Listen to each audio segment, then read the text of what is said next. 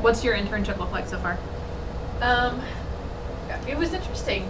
It's a 12-step recovery ministry. Okay. Awesome. And so I'm a group facilitator. It's a processing group. And so. So did you say with youth? No. Okay. With adults. Adults. Yeah, adult ladies. So it was interesting. I came in and my brain was like, I'm so prepared for this. I got this. And then when I was doing it, I was like, I'm so scared. I have no idea what I'm doing.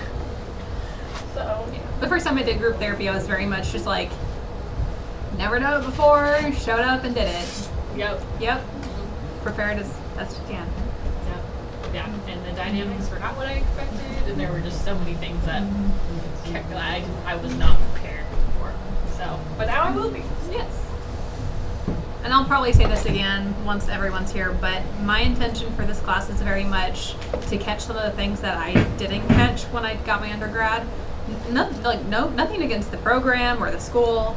There were just things that this program did not focus on when I was here back a few years. And so now that I've been working a couple years and doing clinical work, you're going to catch some more things than I caught especially with that book is so good. He really describes things well and explains things and talks about his approach, what he was noticing about the clients. So you're going to get a lot of good stuff out of that book. The stories are really hard, in my opinion.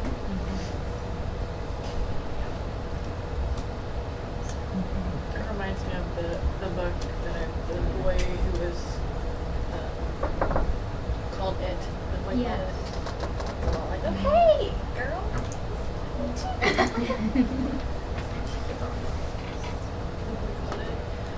You'll cry, guaranteed.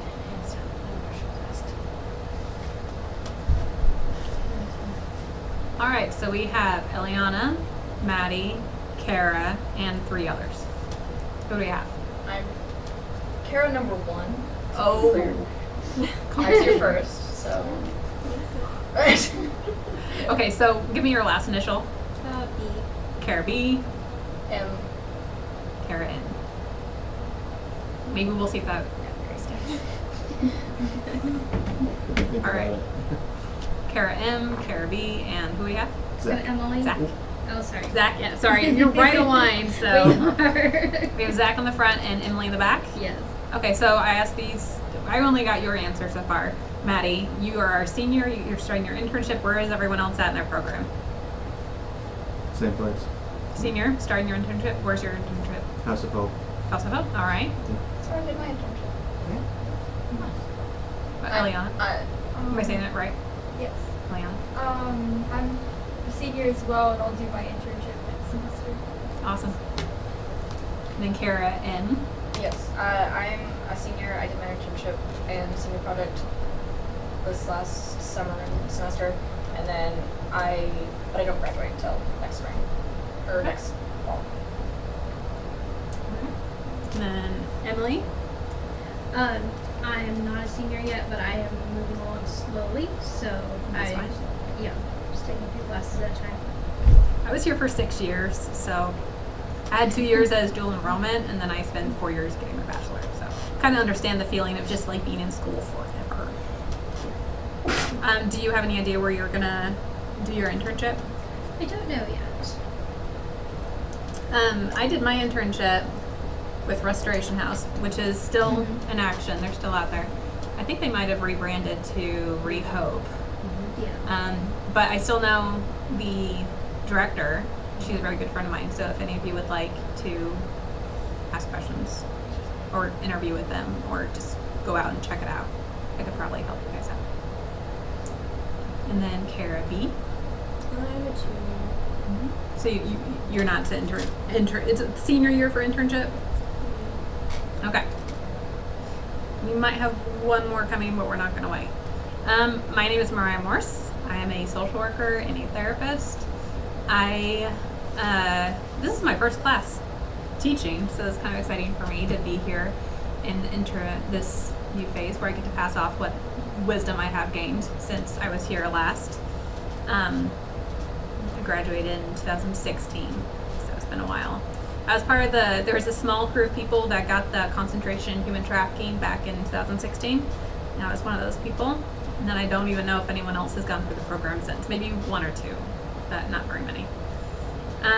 So counseling children is very near and dear to my heart. I'm going to teach both counseling children and human trafficking. The courses, we're bringing them back. But this is the one that I was the most excited for because this is my passion. So I feel very strongly about human trafficking. I'm gonna be excited to get to that point too. We're teaching that class.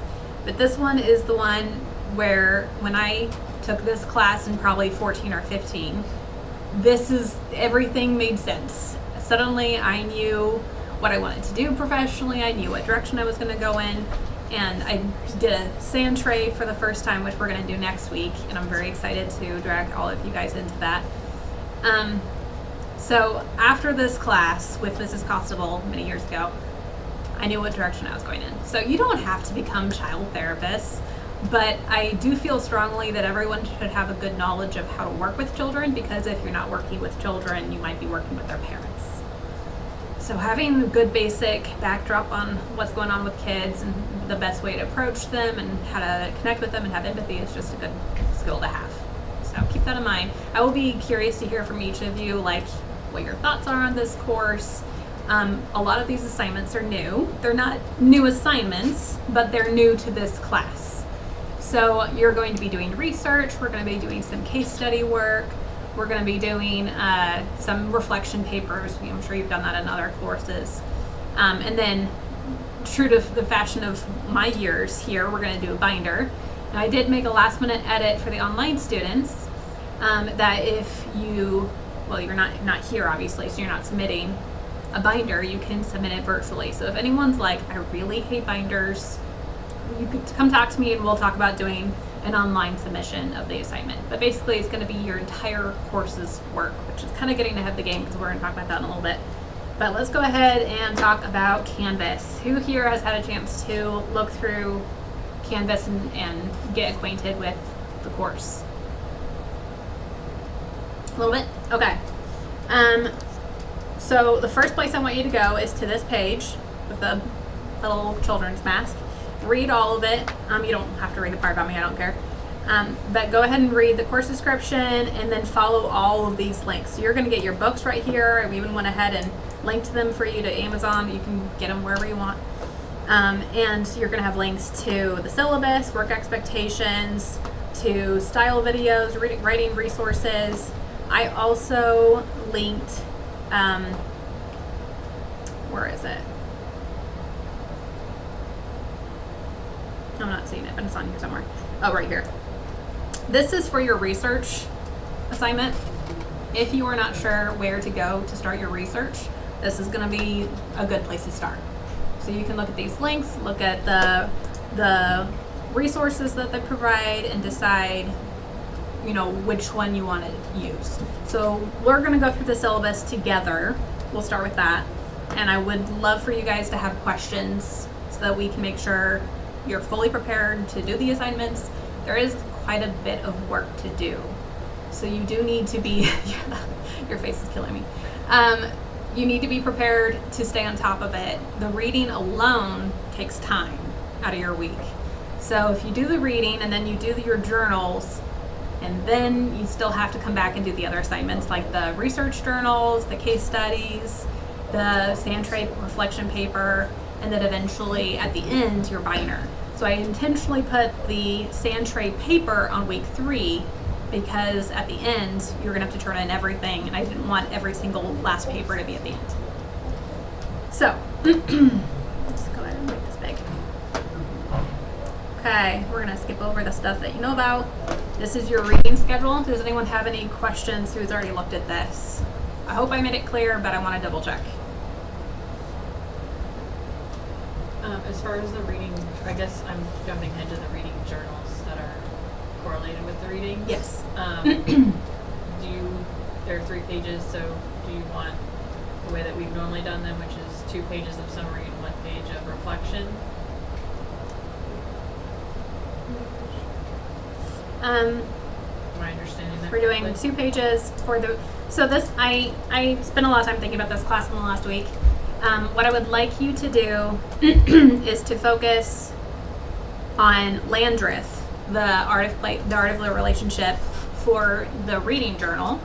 But in the summary section, you can process the class, what you learned this week, both readings. Like it can be broader.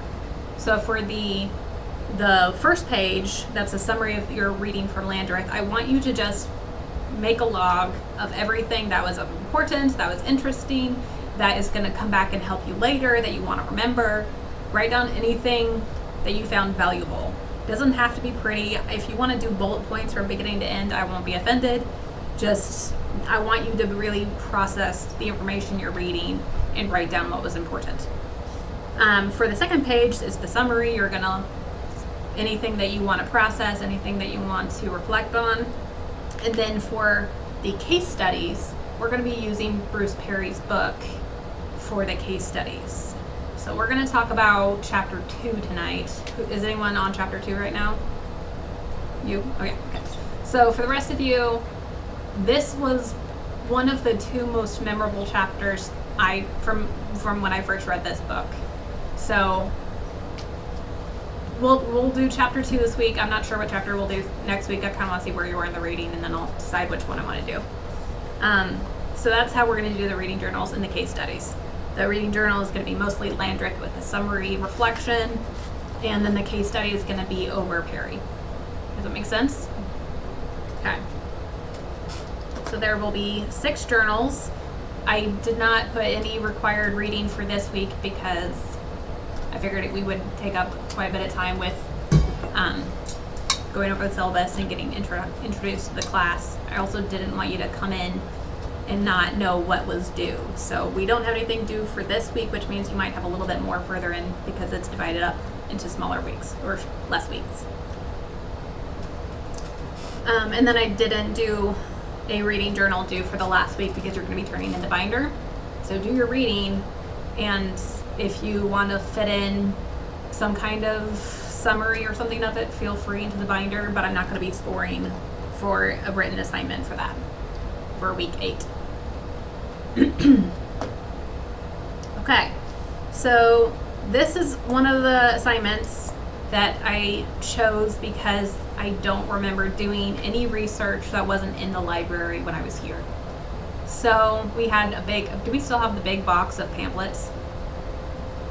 Okay. So back in my day, we had a big box of pamphlets, and they were on ADHD and Asperger's and bipolar and all sorts of stuff, abortion. There were all sorts of topics in there, and there were probably 200 pamphlets. I don't know. And that was one of the ways that we did research. So when I got to grad school, I did,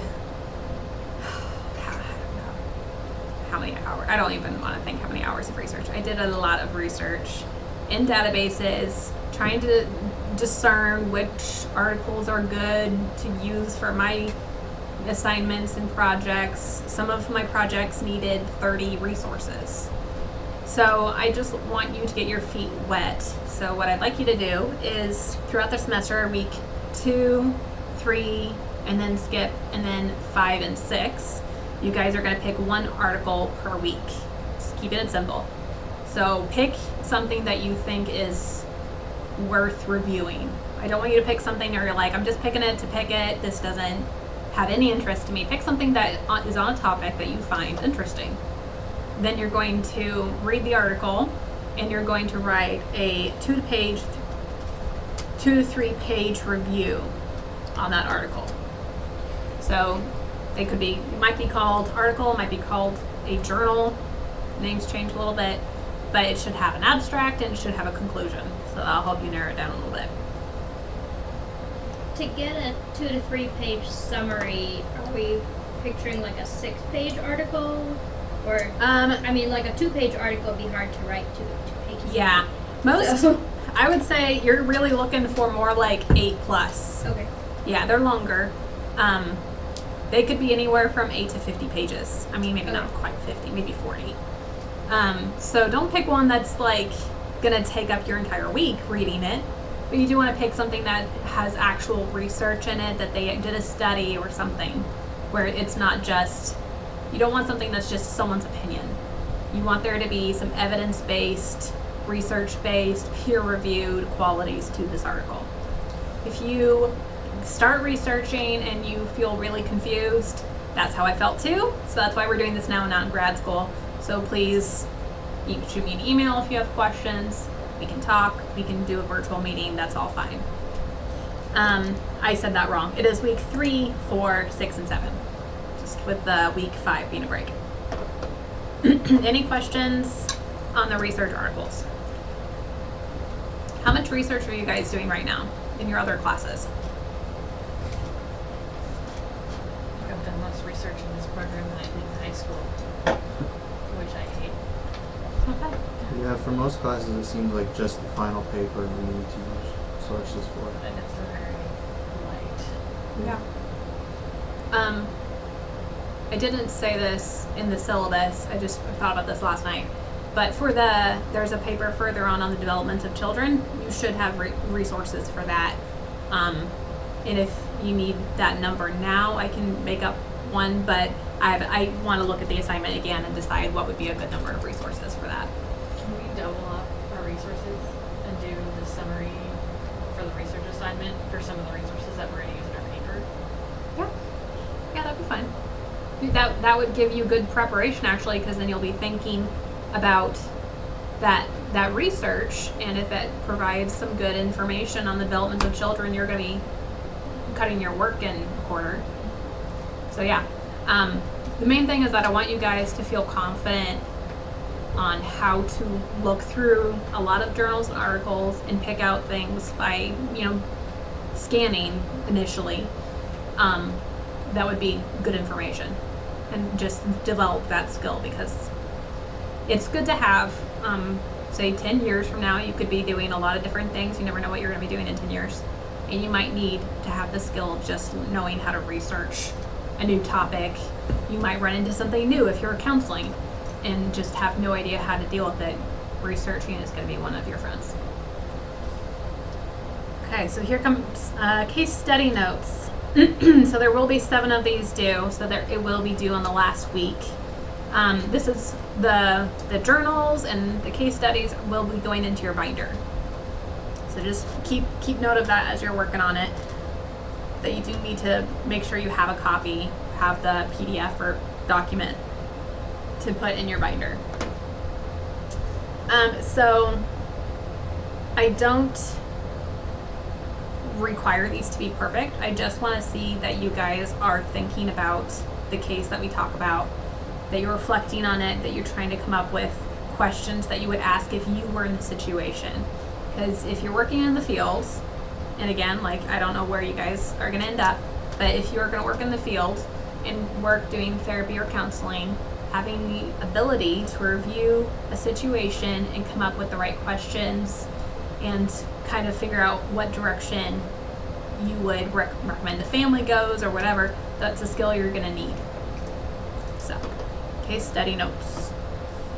Please read over all of these a little bit further. I think my voice will dry out completely if I take the time to read everything individually. Okay, personal reflection paper, that's going to be on the whole course. This one is due at the end in your binder. The sand tray, again, we're going to do sand trays next Tuesday on week 2. So we're going to have the reflection paper due the week after. But I do recommend that you do it soon after the sand trays, just because it's going to be the most fresh in your brain. So if you do it the day of, or not really, within a couple days, I would say it would be a good time to still have the experience fresh in your mind. The observation of children, this is going to be one that's going to require a little bit of legwork for you guys. You can observe nieces and nephews, you can observe your pastor's kids, friends' kids. If a teacher wants to invite you over and they have kids, that would be fine. But you do need to get permission to write the assignment. You do need to get permission to maybe interact with the kids if it's the kind of setting where you could. Do not take pictures or anything like that. This is just you observing behavior, cause and effect, reactions. Do you have a question? Sorry, your face looked like maybe you had a question. I was reading. Okay. What's the age that you'd want us to observe and write about?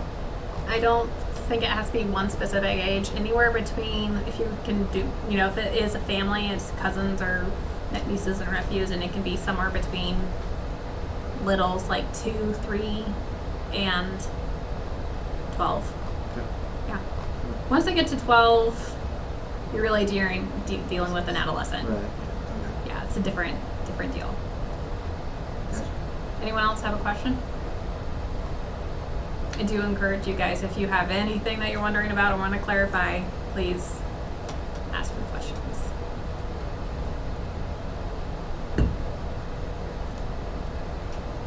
So this is going to talk about the final project, which is your binder. So all of your work, your journals, I would say even like if you wanted to print off a list confirming that you did your readings, everything should go in the binder. And if you do opt for a virtual submission, want to do a PDF, then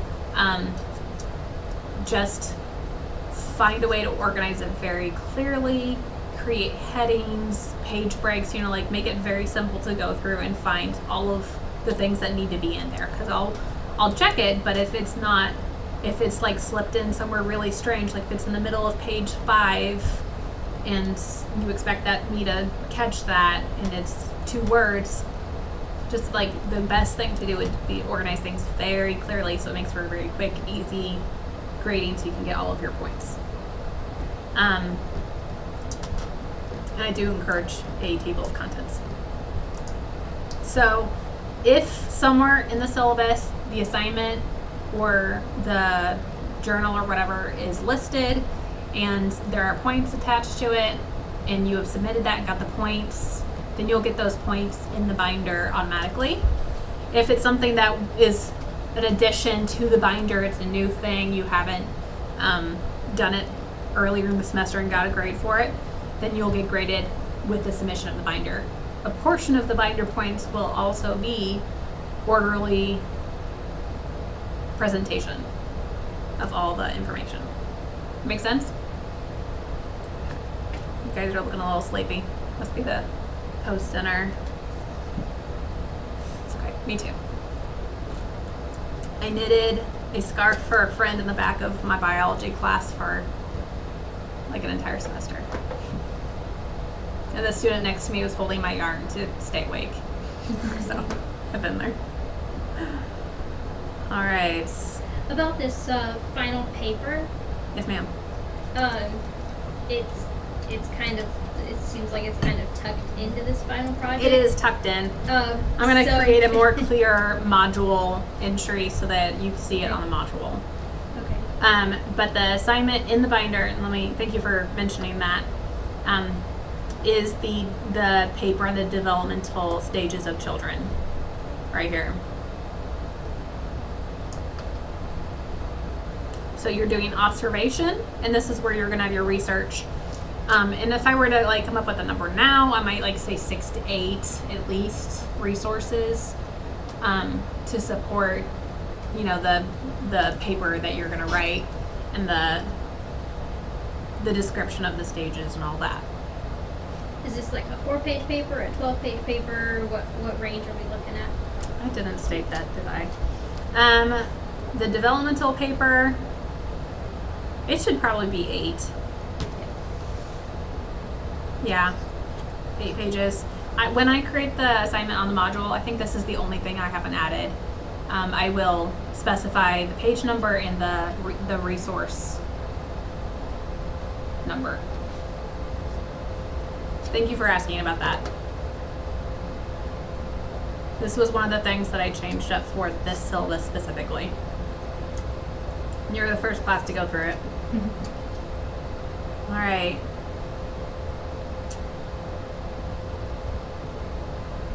All of the grading and class participation things you're familiar with. You got your textbooks, which I linked in the module or in the Canvas. At the end, you'll see this schedule. This should have everything on it. For sure, you will see everything in Canvas. So if you're wondering where something falls and it's not on here, it's probably on Canvas. If something's missing, please let me know and I'll fix it. And then Santry Week. For the online students next week, please, if you have a child or a niece or nephew, or the ability to gather some toys, get some action figures, get some people.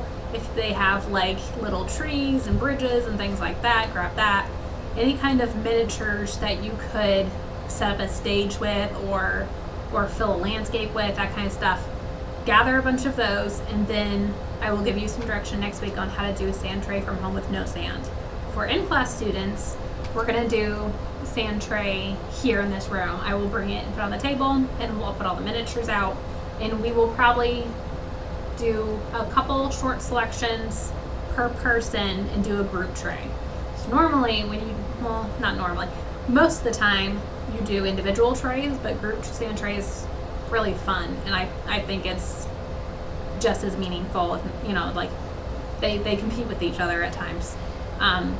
So that'll be fun. When I did my sand tray like a bunch of years ago, that was one of the things that kind of sealed my fate as a play therapist, which is what I do now. So I'm excited to introduce you guys to that and to do some sand tray here in the class. If you don't have miniatures at home for the online students, I have put a link in the module for an online sand tray website. And it's fine. Like back when I worked virtually with students with young clients, about age 8 and 9 was about what the kids I was doing sand tray with, maybe actually some 5-year-olds.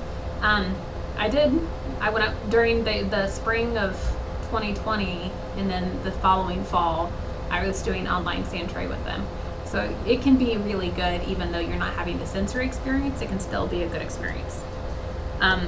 This is also for the online students, if you're doing the virtual version of sand tray and you do it alone and you're like, well, that absolutely meant nothing to me, I feel nothing and reacted to nothing, I have some directives that I can give you for doing it with your spouse or with a sister or a mother or a brother or father.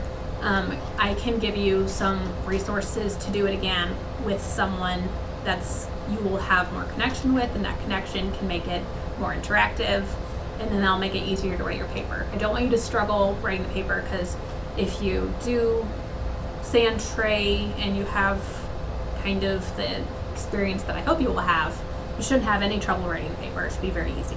It should just kind of naturally flow, just like a reflection paper should. So please let me know what you're gonna do somewhere, and let me send me a message so I have that plan. Okay, that is the syllabus. What questions do you guys have? I have a question about the modules. Yes, ma'am. I know that the dates are listed in the syllabus, that's fine, but there aren't any dates listed in the modules. There are on some, but not on others. So For due date? yeah. The due date is the module that it's in. I didn't, because it was just very time consuming and I was creating the module from scratch, I didn't take the time to put the dates in for everything. So then it's due on the following Monday or Tuesday? Wherever the assignment is, that class, for in-person, that class is when your assignment is due. So nothing's due this week, except for this intro quiz, which is not Week graded. 2 module is due next Tuesday by class. Yes. Okay. Correct. That's good. Yes. That's all I need to know. So by class time next Tuesday for week 2 for in-person students, you should be doing your reading, the first journal, the case study, that's the first one, and then I'll be uploading the video for online students, and they'll have a couple questions that they can answer to confirm that they watched the video. And then here's the link I was talking about. So does that answers my make question. sense? Yep. Okay, perfect. I just wanted to know specifically like what time and everything.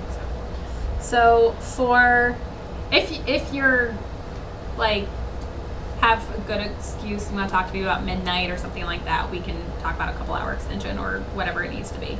But come talk to me if you're having an issue or if something happened. whatever. So shoot me an email, message, whatever.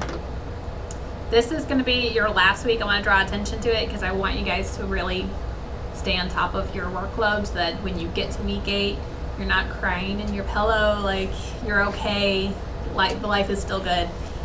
So you're going to have your reading still. You're going to have your last case study. And then you're going to have your entire binder, which is going to include the reflection paper, the observation of children, and one more assignment that I need to add, which is the developmental stages of children. So I will add that last one in.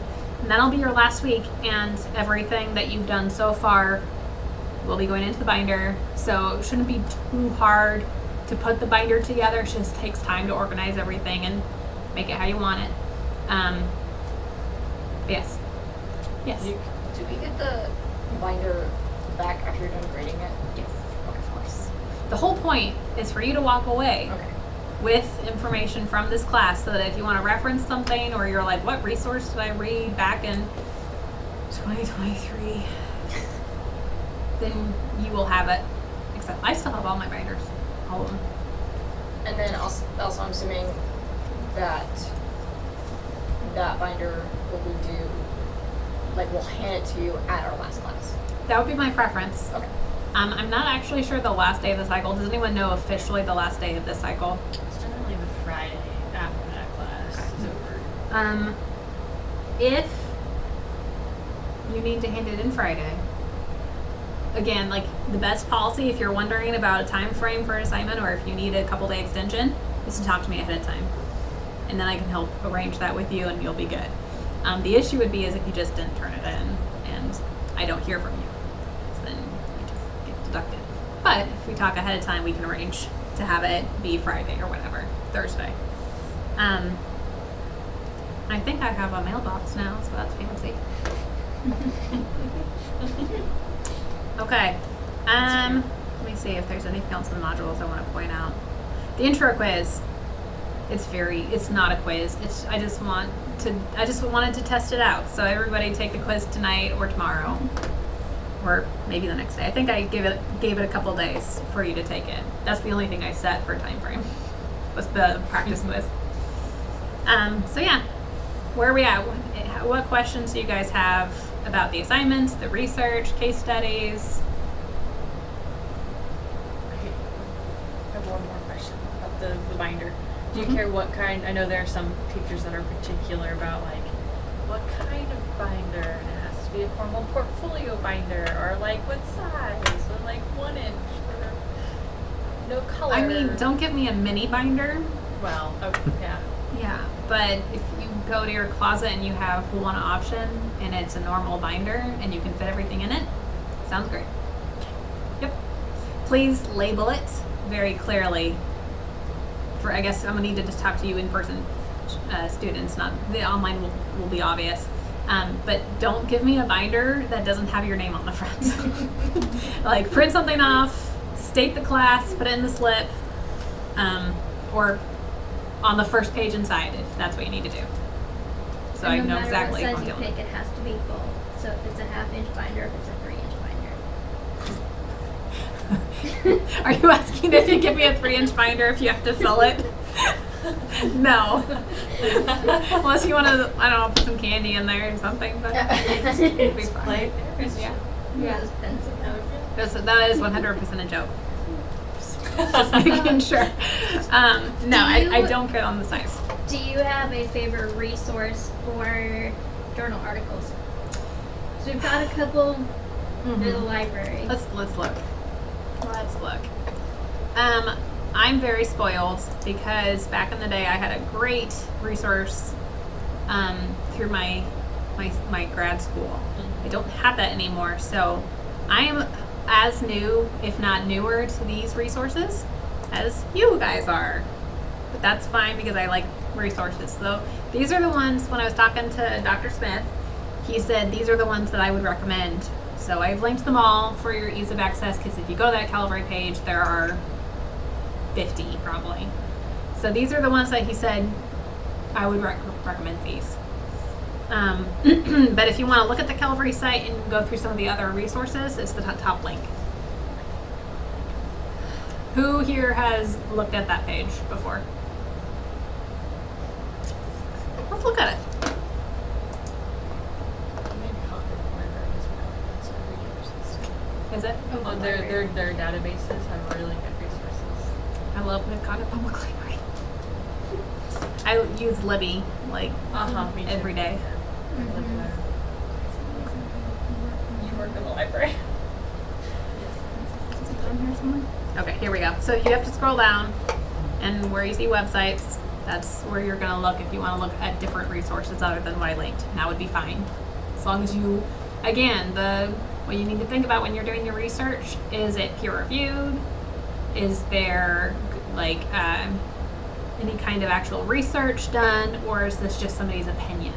Because if they don't have a lot of resources at the end of their abstract or at the end of their journal or article, then what are they quoting? Like, where is this information coming from? There needs to be proof that they did good research. So there's a lot more than 50. I don't know how many there are. A couple hundred, 100? I don't know, 50? Okay, so if I think you can see all of the pages by doing this.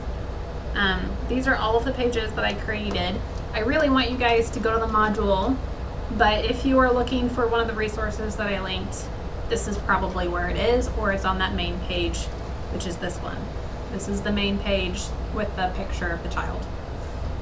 So, work expectations, resources, syllabus, reading schedule, the edition style videos, and then you're going to find your resources, your example paper, your headings, and your my brain stopped working right when I looked at annotated. That's normal for me. That's fine. All right. Any other questions? Okay. All right. I need to take a 5-second break to let my voice stop drying out. So I'm gonna make you guys talk for a few minutes. What has been your favorite class so far? And by favorite, I mean most impactful. There are 3 that stick out to me, and I don't know that I could choose a favorite, but the 3 that stick out to me are Dead, Dying, and Grief Counseling Okay.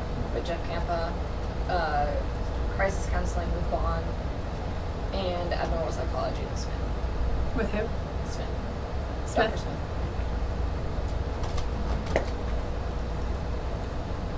I think theological foundations of counseling and history of psych systems. Actually, yeah, both of those were so good with Smith. They were fantastic. Very, very impactful classes. Did I steal your classes? Yeah. You can repeat. Family living was really good too. I think history of psych systems.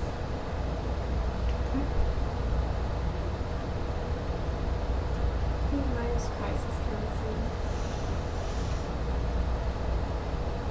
And Zach? I would say anything that compared like a secular worldview to a biblical worldview, like the Yes. they mentioned it. Theological foundations. No, like the social psych, the history of social psych, history of psych systems. Yeah, that one. Yeah, all the ones like that. They're Yeah. really good to compare the two. It has been an interesting process to go from Calvary Bible College as it was, and then get my play therapy certification. That was secular, obviously, and then to go to UMKC and get my master's there, and that was very secular. That was the environment. So there was a lot of filtering that I had to do to figure out how this matched with the Word, if it was based on any principles that belong to the Lord. And even working professionally, I've had to decipher what advice I'm being encouraged to give families, children, teens, and whether it matches up with the Lord's heart for His people in Bible, obviously. So there's a lot of filtering that you'll have to do if you work professionally in this field. And if you can prepare as much as possible in all of your classes to think logically about what other people are telling you and matching up whether it is in line with the Lord and His Word or not, you will save yourself from being swayed into some pretty sticky doctrines. Which I've just had some really interesting experiences working residential this last year.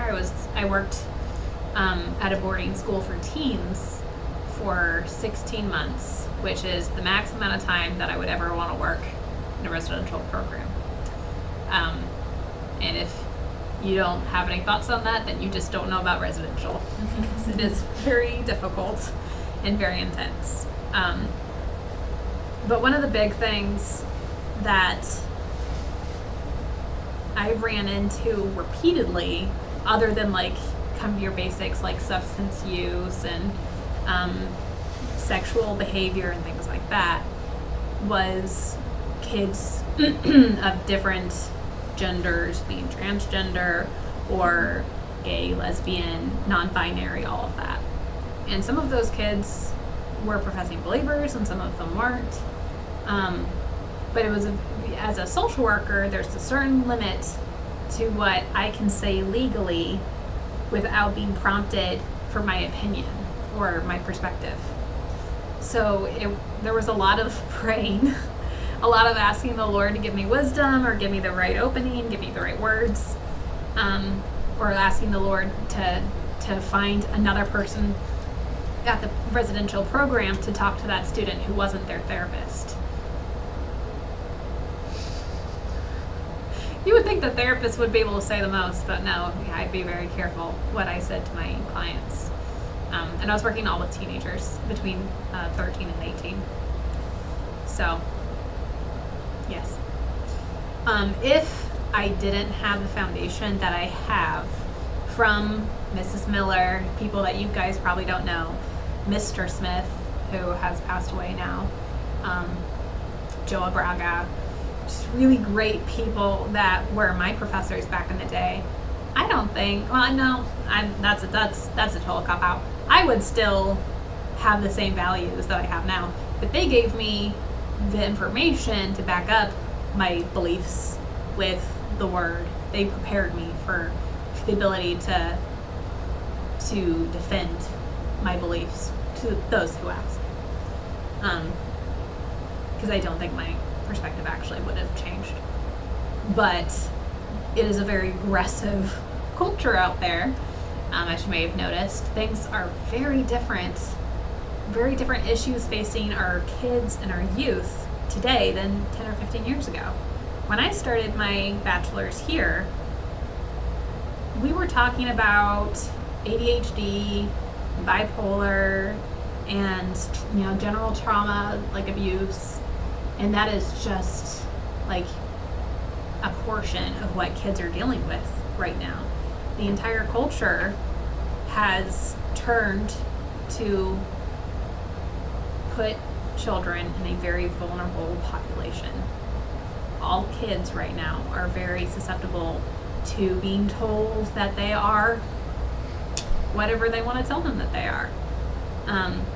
So I really feel like this class is important to me because I want you guys to become part of the numbers of people out there trying to protect our kids from being influenced to very destructive patterns. So when I was working with transgender kids, I did not see them as the enemy or like they were I wasn't against them. I was really felt very compassionate towards them because they had everything from abuse to just like feeling very alone, and the only people that were coming around and giving them support were people who were indoctrinating them with with a different perspective of their own identity. And so very much they just felt like loss and hurting souls to me. So I never had any like wishes of, you know, oh, they'll get their just desserts, like nothing like that ever. It was very much compassion for the hurt person that they were. But yeah, side lecture. I don't know that there's anything else that you guys need to know about Canvas other than going to the home page, looking over this, making sure that you have all your questions answered. Read through the syllabus one more time if you haven't already read it. Who has their books or has ordered their books? Everyone. Love that. Okay, so if you don't have it yet, once you get your book, get going on your reading, because you will want to stay on top of that for next week, especially since you have 2 assignments next week based on both what we're going to talk about today and the reading. So now I need to decide if I want to, I was going to save the case study for a little later, but let's go ahead and talk about Bruce Perry's book now. And I should have brought my copy, and I was at the office today. May I borrow yours? Thank you. I appreciate that. I will return it. Okay. So you got away chapter 3. Good job. All right. Not Tina. Sandy. So I want to talk about this a little bit before you guys read it, except for, sorry, you. Because this was a very intense chapter, and if I can prepare you a little bit for what you're going to read, I would prefer that myself.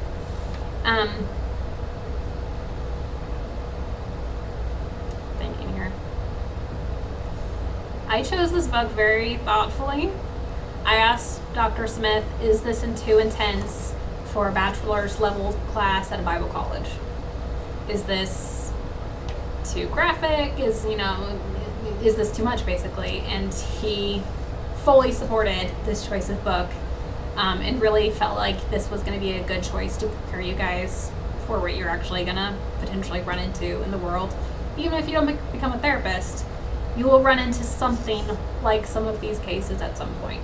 Now, these cases are a compilation of all of his most maybe exciting or intense or meaningful cases, so this book is very intense. But generally, if you have a case like chapter 2, you're also going to have a lot more simple cases on your caseload, like this kid's anxious, doesn't want to go to school, this kid is dealing with substances, this kid is fighting with their parents. Like, you're going to have more mundane, normal things on your caseload. This case is about it's all pseudonyms, a girl named Sandy, who was 3 years old when she was living in an apartment with her mother, and a friend of her mother's came to the apartment and rang the doorbell and came in and harmed her mother, and then harmed her, and then murdered her mother. So the details are graphic. She had her own throat, the child, slit twice in an attempt to kill her. And while he did that, he said, "It's for your own good, dude." So she has, in this chapter, she survived very severe symptoms of anxiety, PTSD, and stress. She's very much a very traumatized little girl. So he meets her a year later after this happened, and the foster parents that she was placed with had no idea what she'd been through. They had no idea, like where the scar on her neck came from. They were not informed of the recommendation from the doctor that she be seen a therapist from then on. So she's basically gone from nearly being murdered to the hospital and losing her mother in a very dreadful way, being alone with her mother for, I think, 11 hours after the murder, before someone came by the apartment and found out what had happened. After the doctor and she got out of the hospital, she was placed into foster care, and because they were friends of the man who had put out a hit on her head, and were looking for her to kill her because she could testify and had identified who the murderer of her mother was, she was in grave danger. And so her location, the lawyer who calls Bruce Perry in the book, didn't even know where she was. So she was not receiving therapy. She was not receiving any support. Her foster parents had no idea what had happened to her. So when she's 4 years old, her lawyer, who is getting ready to bring her case to court, calls Bruce Perry, says, I've got a 4-year-old girl who's been through something traumatic and we need her to testify. A 4-year-old girl. And I'm worried it's going to be too much for her, which is like the understatement of the year, especially since her life is literally in danger. So do you think she wasn't nonverbal? She was verbal. Yeah, for some kids, they retreat so far into their minds and their emotions that they become nonverbal. This one did not. Doesn't happen every time, but for some kids, it just goes as if they retreat away from the trauma. So Bruce Perry asks some questions, and then he starts repeating back the situation to the lawyer. So you're telling me there's a 4-year-old girl who was nearly murdered, or had her throat slit twice. Her mother was hogtied and murdered and raped, I think. And she's received no therapy, no support, has no one in her life knows what's happened to her. The lawyer's like, yeah, that's about it. So he agrees to meet with her. And I don't want to go over every element of the chapter because I really do want you to read it and enjoy, I guess maybe not quite the right word, to digest the material for yourself. But there are several things that are very interesting to me about his first interaction and his subsequent interactions with the little girl named Sandy. I guess the pseudonym is Sandy. When he walks in the room, he is very cautious because he knows this little girl has been through very severe trauma. So he comes in and the lawyer introduces them and then kind of awkwardly leaves, and then he kind of shrugs at the girl and she shrugs at him, mimics it right back. And then he makes himself as small and as not aggressive, not threatening as possible. He sits on the floor, he colors with her, he lets her know exactly where he's going to move and what he's going to do next so that she isn't afraid or isn't having a reaction to him. Because one of in the list of symptoms provided by the lawyer to Bruce Perry are things like she runs from the doorbell and hides, they can't find her for sometimes upwards of half an hour. She's won't use utensils for obvious reasons. She has a fear of milk and won't drink milk, which they explain in the book. But so there's some things that he's aware of before he even enters the room. So gathering information is something that he did in preparation for this first meeting with the little girl. So if you're ever a therapist or a counselor or working with kids, gathering information before you even meet to the kid is step one. So I'm kind of jumping around here, I'm sorry. I'm just kind of feel like this is an important thing to know.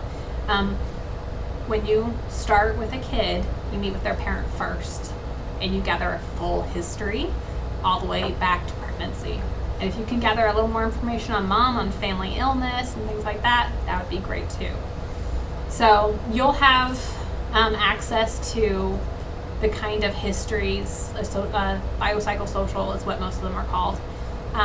The biopsychosocial gives you that list of questions to ask. So you don't necessarily have to worry about coming up with questions. But I've done it free-handed many times, and I do it by just starting with very general questions about the history. I usually say, can you tell me about your pregnancy? And tell me about, did you have any symptoms? How did the birth go? Were there any complications? Was there any trauma for you? And then, I keep asking questions, and if I'm talking to dad because mom isn't there for some reason, I'm going to ask dad the same questions as well. Do you remember about the pregnancy? What was it like for mom? And then you're going to ask questions from, what were their baby years like? What was it like when they were a little infant? Did they ever get sick? Did they ever have to go to the hospital? even things like going to the emergency room can be traumatic for a child. So you'll ask a very detailed history. And so Bruce Perry gathers what he can from the foster kids or the foster family and the lawyer, even with not having any access to the mother because the mother has passed away. So just keep that in the back of your heads. Gathering a full history is a very important step in working with the child so that you know as much as you can going into the situation working with a kid who's going to have triggers and reactions probably from whatever they've experienced. And if you have a reference point for what they've experienced, you're going to be able to connect the dots a lot easier. So Bruce Perry walks in, he makes himself very not scary to her. And in case you didn't know this, if you get below the eyeline sight of a child, you are immediately non-threatening. So if you're ever talking to a child who's afraid, getting below their eyeline of sight, that's what you should be doing first. Get down to their eye level. And then a little lower. So he sits on the floor and he colors. And he just says out loud what he's doing. He says, I'm coloring a red card, etc. And then she gives him a direction. And because the case is next week, he has to do something that he is not enthused about, which is to ask her about the scar on her neck. And she, at first, reacts not at all. She doesn't say anything. She doesn't stop coloring. She ignores him.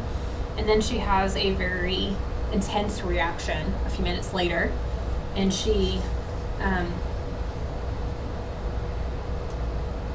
to remember, there was something she did before. She took a crayon to a stuffed animal and slit the throat of the stuffed animal with a crayon and said, it's for your own good, dude.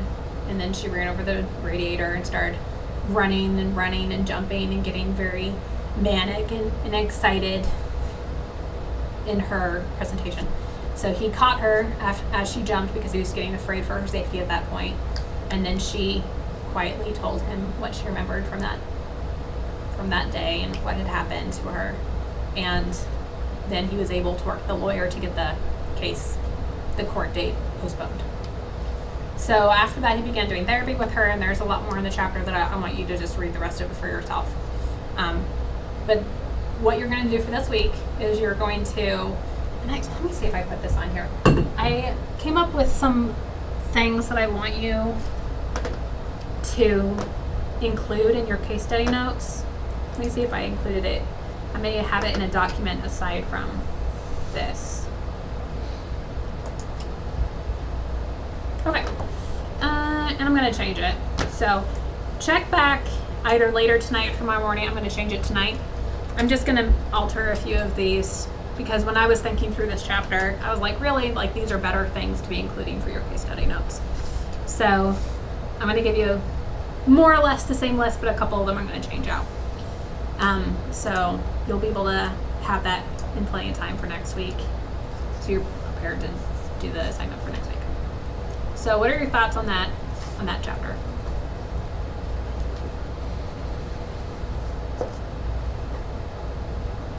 I want to make everyone share at least one thought. You're asking for observations on the case study. Yeah, I would like just what are your initial reactions, thoughts? Well, what questions would you be asking in this situation working with this child if you were Bruce Perry?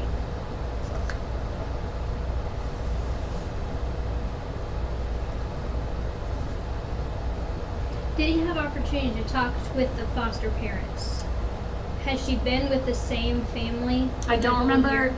whether there was only one family. I do know that the foster parents reported a lot of erratic behavior.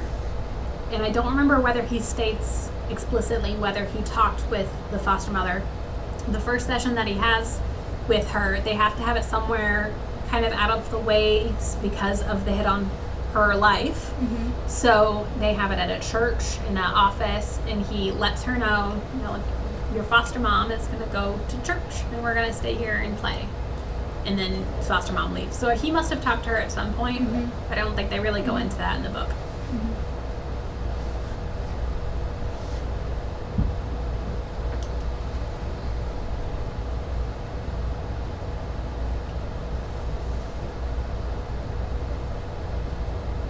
You've actually read the chapter, so what were your thoughts?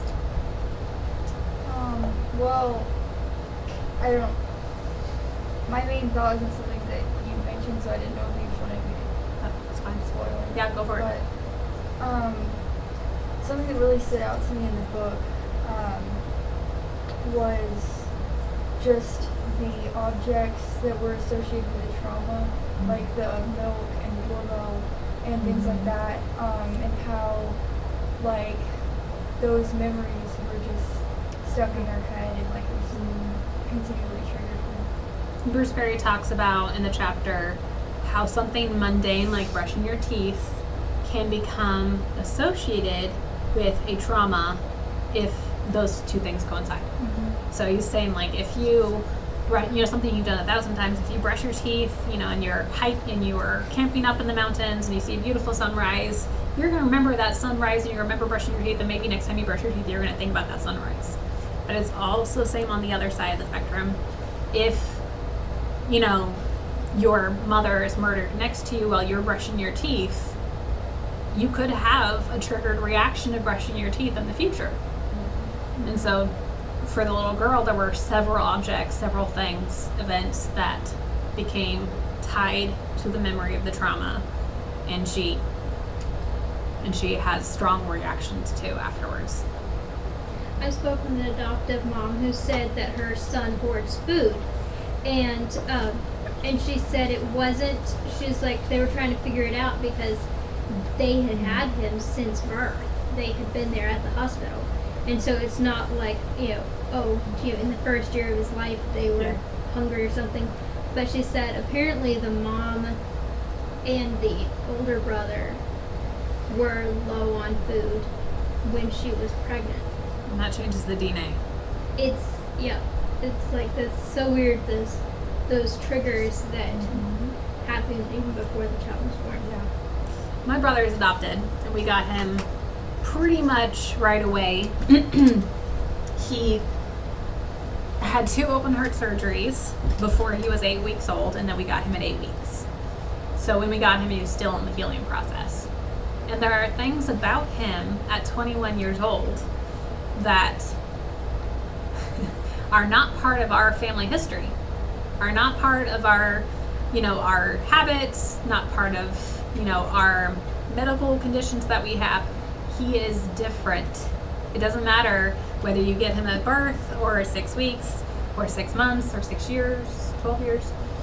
There are going to be things that are different between his adopted family, her adopted family, and his birth family.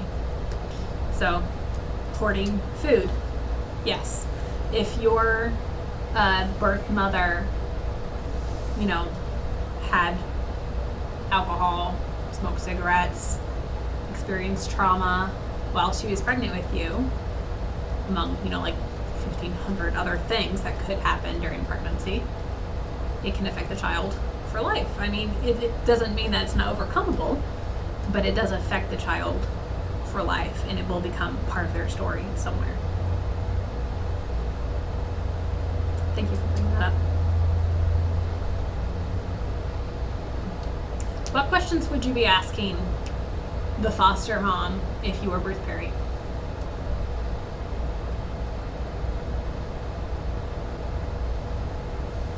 I want to know just more about her everyday behavior and things that she does that strike them as odd, that not something they would expect from a child of her age. She's preschooler, so She's 4. so like what kinds of things is she coloring? Is she like partaking in those normal activities? What things is she avoiding? Is she particularly fussy at bedtime? Like things like that. Even how does she react if you break from routine? Yeah. Yeah, what things does she react to is a good one. And how far along is she in like normal age progression? Has she regressed to like a 2-year-old level, and she's not at a 4-year-old level that you would expect in general? And this is not like, I'm not saying all foster moms are going to be like this, but you might have to explain yourself a little bit to with the parent you're talking to. explain what you're asking specifically. Because if you say, does she act like a 2-year-old? She's like, well, she acts like a child, so I don't, like, they might not have the backgrounds that you have Sure. now. You guys have, a decent, at this point, you have more education than some parents get on therapeutic things, counseling, development. So you would need to ask very specific questions. It would be helpful to know the foster parents' experience. Like, have they raised their own kids? Have they been fostering for 20 years, or have they only had teenagers? Have they always had kids? Have they, what's their experience? Is this Yeah. their first? Have they ever had a child this age? Right. Have they had kids with trauma? Have they, What experience do they have with trauma? What knowledge do they have of Exactly. the symptoms of trauma? right. Are they familiar enough to recognize if my child is doing this, my foster child, that it might actually mean this? And that's the same for biological parents as well. Because, like on one side of the spectrum, we have adopted kids and the issues they have, and, maybe adoptive parents get off a little bit because, if it happened before they got the child, it's not their fault. On the other side, sometimes birth children, their biological parents, experience trauma when they're not with their parent and don't tell their parent. And things start to change. They become reactive. Their bedtime routine goes from, we've been doing this the same way for the last 2 years. What changed? Why are they so clingy now? You should pay attention to those changes. So, any big changes in behavior doesn't necessarily mean they experience trauma, but you do need to pay attention to them if you're a parent. What other questions would you ask the foster mom? I think one that comes to my mind was, what was your initial intake of this girl like? So what was like your experience when you first got her? How did she respond to you initially? How long did it take for her to assimilate? Did she assimilate into the family? And kind of what was that initial experience for her like? And how did she personally respond? And if there's spouses with her too, how did he respond as well? Because I think that could provide really good information on how to tend to the parenting side of supporting the child as well, because that's super, super important. You can do a lot of work with kids and not get anywhere because the family system is really messed up, and foster care is hard enough in the first place. So I think that would be the question, is kind of like, how was that initial onset relationship, and then how did she respond, and how did the parents respond to when they initially got her? Along with that, I would be asking what their disciplinary style is. I would be asking what kinds of things they discipline. If she spills her milk, does she get in trouble? Bad example, considering the book. If she spills her cereal or her water or juice, does she get in trouble?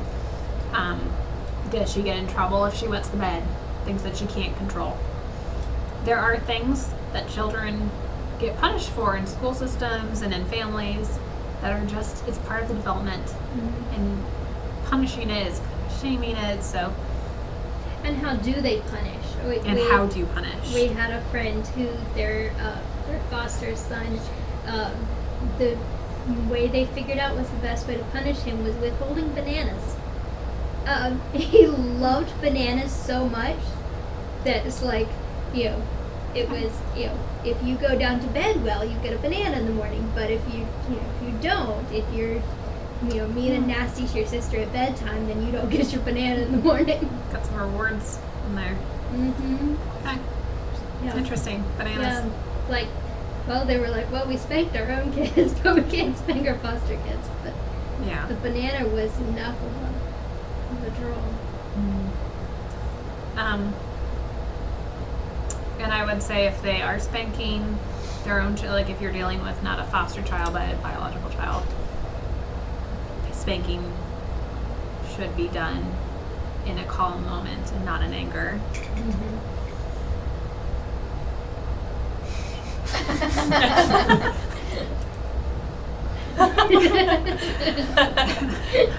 Oh, my brain. I just totally lost my train of thought. That's fine. Okay, so disciplinary styles. I'm pointing to you because I was looking at you when I said that the first time. I was gonna say something else. I would also, in other chapters in the book, he'll touch more on the value in good attachment and physical bonds with mothers and children. And so I would be curious, with us talking to this foster mom, whether she holds Sandy, whether she rocks her, whether she sings lullabies to her, whether she's providing a safe space for this child to attach to someone else. I would also want to know how long she's planning on keeping Sandy, because with the broken attachment of having her mother murdered, ideally you would want to provide a stable person for Sandy to attach to and to be in relationship with for the rest of her childhood and into adulthood. Like, you really want like a stable person for this child. And to does feel she? that. How does she attach? Does she? Does she like? What kind of walk up to attachment style does she strangers? have? Yeah. Is she like attaching to everybody? And Yes. like This child is not talking to strangers. This child is very Sure. afraid of strangers. So that's Right. why when Bruce Perry comes in the room, he makes himself very, very not aggressive for this child to see Yeah. him as a safe person. No, I'm just saying I've seen But seen yes. both. Yes, absolutely. Like kids who won't let anybody touch them, and then kids who attach to everybody. And also like who does she attach to and who does she fear? Like does she run from men with beards? That kind of thing. Yes. Does she have a reaction to certain kind of person? Just because a Does child she is hate deep afraid of voices? men or Right. beards or whatever, does not mean that the child has to overcome that fear. Oh, sure. There's probably a reason or a trauma, and they're in a safe space, like with therapy, that can be processed. But I wouldn't recommend that the parent like take her to the ice rink to meet every man with a beard. Like, don't do that. Don't make it worse. You're just gonna solidify that for life.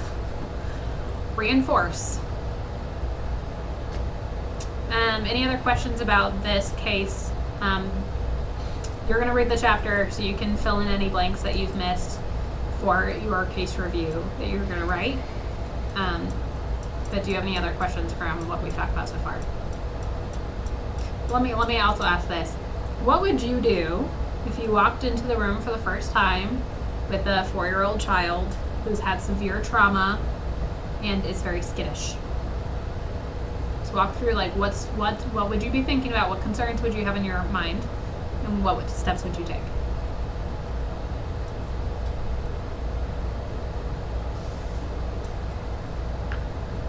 I think especially like the first meeting, I would be concerned with trying to help them understand that I'm a person that they don't need to be afraid of. They can trust. They're always going to be safe, but they're maybe even going to have fun when they're with me, and that I am there to encourage them and help them as much as they can understand how they need to be helped in that kind of way. But so not jumping right in and being like he took time to ask about her scar, not being like immediately like, so your mom was murdered. How does that make you feel? She's 4. Yeah. That's not how you handle a toddler. I want to give you guys a very simple concept. I want you to burn this into your brains for the rest of the semester.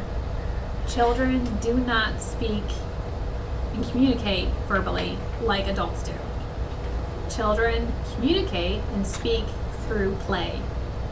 They play out their trauma, they play out their emotions, they play out their days. If they went to the school and learned something new, they're going to play it out. They're not going to tell you. They might tell you a few things. Okay, like it's not like they can't speak, but the way that their brain is underdeveloped, a child's brain, they communicate through play, the majority of the time. So they're not going to sit on the couch. They're not going to have a long talk with you about their feelings and how they're processing their trauma and how they think it might affect their future. They're not doing any of that. They are communicating through play. Just take that concept and remember it, because it's a very important concept, in my opinion. And I haven't read the book yet, but my first instinct would be to spend time with the child with a safe person in their life, like the foster mother, or somebody who's already connected with them, and not just like automatically send that person out of the room. Give them time to get used to you with a safe person. I agree. Yes, So- when possible, I've done that with all of my clients. Right. Yeah. Yeah. Mom comes in for the first 10 or 15 minutes until a Sure. child's like, okay, I'm playing with you. Like, this is fun. Sure. I can do this. And then mom's like, I'm going to go wait in the waiting room. They exit. What was I going to say? Along with what you were saying a few minutes ago, I think I started off my professional career with that same kind of like, I'll just tell them like what my intentions are and they'll believe me. I'm glad you laughed because I'm laughing now. Kids and teens, and probably basically everyone, at the end of the day, they want to see it. It's not good enough or the end all to just tell them what your intentions are, that you're a safe person. Because if they've been hurt by someone who is supposed to be a safe person, you saying, I'm a safe person, you can trust me, means zero. Nothing. Means nothing. So, he, in this chapter, Bruce Perry gets on the floor. He's very predictable, lets her know what he's doing. He doesn't cross any boundaries. And then after, 15, 20, 30 minutes, he asked her that one question because he had to. And I think that he says more or less in this chapter that if he didn't have to, he would have not jumped into that so quickly. But because the court case was next week and they needed to know for sure, they needed a therapist to say, she shouldn't be in court this soon. Mm-hmm. She needs more time to prepare. Then he would not have done that. So, show them through your actions and be very predictable and be very safe and be very careful with your boundaries so that you can show them that you're a safe person. Because if, you might think, like for instance, I hold my nieces and nephews in my lap all the time. Kiss on them, love on them. I would not do that to a client. That is not proper behavior between a therapist and a client. The most that I probably have ever done with a client is like high-fiving, side hugs with, clients that I've been seeing for a while and that were familiar with me, and usually in front of their parents, so that the parents can see that my behavior was proper, my hand was only on their arm. Like, you need to be above board with children more than anyone else. I hate phrases like that. You really want to be above board with everybody, but specifically with children because they're minors. You need to be very careful and make sure that you don't say or do anything that could be misinterpreted. If you are very, very careful, probably won't have that many issues. Okay, 7:15. Let's go ahead and take a 15-minute break here, and then we will come back. 15? What do you guys normally take?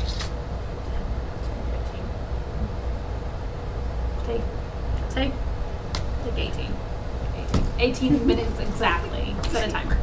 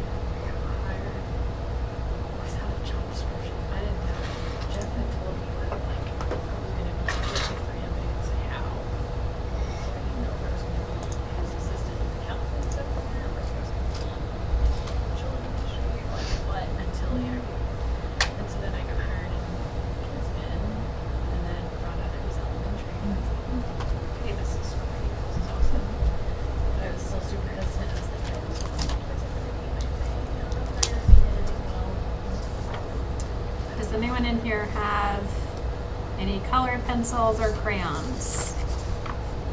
Hey, Pens. that'll work. Okay, so every week we're gonna do at some point in the evening one play therapy activity, things I've done in session with clients. Partly because it's fun, partly because it's good processing for you guys and experiencing what it's like to be the client in a very small way, and partly for your toolbox. So you can save that idea for later if you're ever working with a teen or an adult or a child. I do this with adults too. It's fine. It's good for us.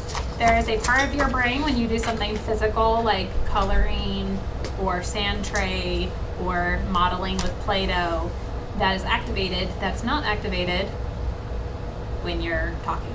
So let me just double check. We are still, okay, yeah, camera and computer, so we're good there. Well, forget to turn it back on. So I have one packet of erasable colored pencils. So you can pass it around and wait until you get the color you want, and then that's what I have. So if you have your colored pens, you can use that, and that's fine. So let you pass that way. Might want to wait for a second. So what I'm going to have you do is I will give you 3 options, and if I thought I had, or maybe had time is a better way of phrasing it, for me to print these off, I would have. This week, it's pretty easy to do this yourself. So either I want you to draw a heart, big heart in the middle of the page, and you're going to color that in, or a gingerbread man, so big fat head, big arms, big legs, or you can do, what's the other one that I do with them? A hand print. So just draw a big fingers hand. So what you're going to do is you're going to think about the 3 to 8 emotions that you're feeling the most this week or this evening, and you're just going to pick a color for each one and then color in that shape with your emotions to the degree that you feel them, or you like literally use your creativity or the lack of creativity that you have. I feel like this. If you are feeling one emotion and you want to color the whole thing that emotion, you can. If you're like, at the center of my emotion, I'm also kind of feeling this, you can put that in the center. Just kind of be creative to whatever degree you desire to be creative.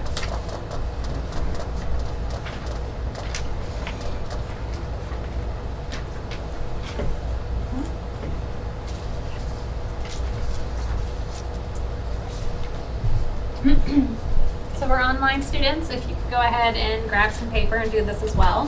Whatever colored pencils, whatever crayons, markers, pens you have, use those. And just draw either a heart, a gingerbread man, or a handprint. Just kind of right big in the middle of the page. And think what emotions you've been feeling. Are you feeling stressed? Are you feeling calm? Are you feeling happy, sad, excited? Are you sad? Are you angry? Are you feeling irritable? Are you feeling sick? These are all things that you could represent somewhere in your check-in. So this is I call this a check-in.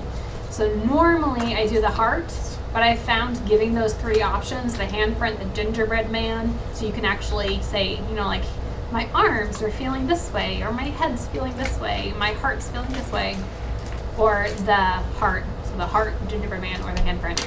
Give a nice variety so everyone can pick something that works a little bit better for them on that day.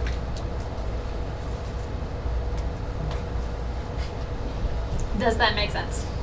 You're good. Okay. Have you ever done this before? Yes? No? Zach looks lost. Did you say this is for today or for the week? Whatever. It's not whatever, it's whatever you're feeling right now. If you're feeling 5 different things right now, do it for today. If you're like, I'm really only feeling tired right now, then list out whatever emotions you experienced yesterday, the day before. Include more of a overview of your week.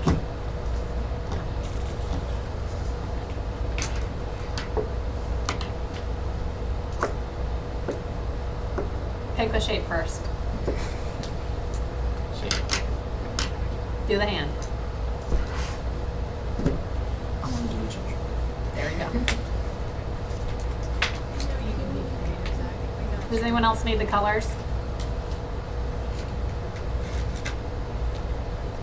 Okay, so we have Emily, Kara B. B? Yep. It used to be really Zach? easy because you used to be Kara A and Kara B, and so it was like A, like A, B, 1, 2. Yeah, but she got married. Yeah, then I changed last names. Well, why'd you do that? No, it's fine. I'm an M too, so it's the best. What's your Morse? Awesome.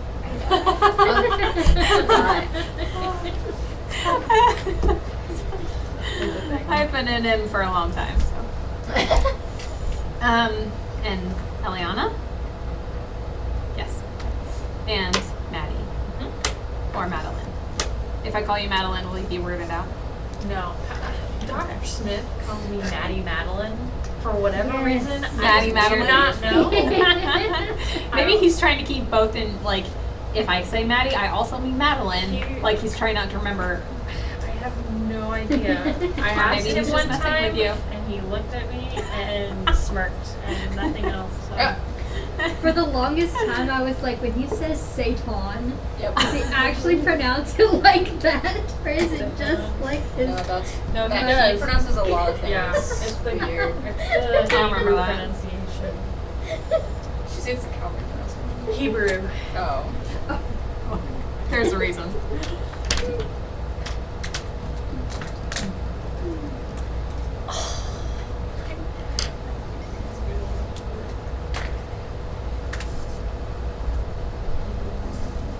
Give you guys about another 4 minutes to think about it. If you need more, let me know.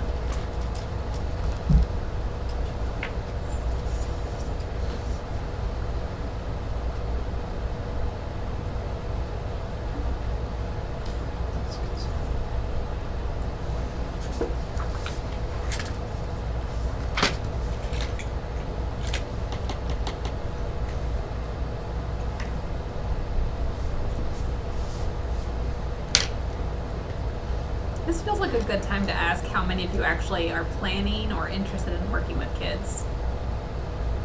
Okay. Maybe. Middle school and up.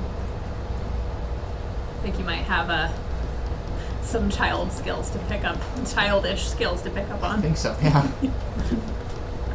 I'm planning to work with 0 to 7, but right now I do elderly care. I love kids. My favorite population, at least at one point, was like boys 7 to 12. They're surprisingly adorable. They're very sweet. There. Yes. Can be. They're very cute. Yeah, I have 7 nieces and nephews, so it's kind of fun for me to track them from birth to now. The oldest is 5 out of the 2 families. 2 families, not all one family. Gosh, 7 under 5 would be tough. gosh, you got some twins in there. Yeah, that would not just be one family. When you were taking classes, were you alongside, I don't remember when she graduated, but were you with Tiffany Rinsberger? Yeah, Okay. she worked at Shelterwood as well. Okay, So I I was know her wondering very if you worked at Shelterwood. Yeah. And yeah, she's my cousin. No way. What's Yeah. what's your maiden name? My maiden name is Adams, but my mom's maiden name is Purvis, which is her mom. Her aunt is sister, yeah. So if I said Kara Adams, though, Yes, she would know. no, I'm talking I about. don't know if she would recognize my current last name. I'll just tell her I'm with her cousin. She knows I'm teaching. Oh yeah. No, yeah, Tiff and me had like all of my female clients. She was the SA counselor, the substance counselor. All of my girl clients who were in the substance program, I had with Tiff and not the other therapist or the substance abuse counselor for whatever reason. Like that's how it worked out. So we had a lot of clients in common. So she's great. She has been my role model for many years. Aw, She doesn't can I know tell- that, so can I if you tell told her her? that Can I would tell her? probably shock her because we're not very close. No, she's lovely. She gave me silly putty when I was a kid. I loved that. How much older is she? It's a core 10? memory. How old is Finish? she? I'm 21. I don't know how she. I think she just turned 30. She's at least 31. Really? Yeah, she might be 32. She's Oh. just a little bit older than me. Okay. Yeah. So yeah, she's probably 10 to 12 years older than me, I guess. So, And she's your role model. I love she's it. up there. None of my cousins are younger than me.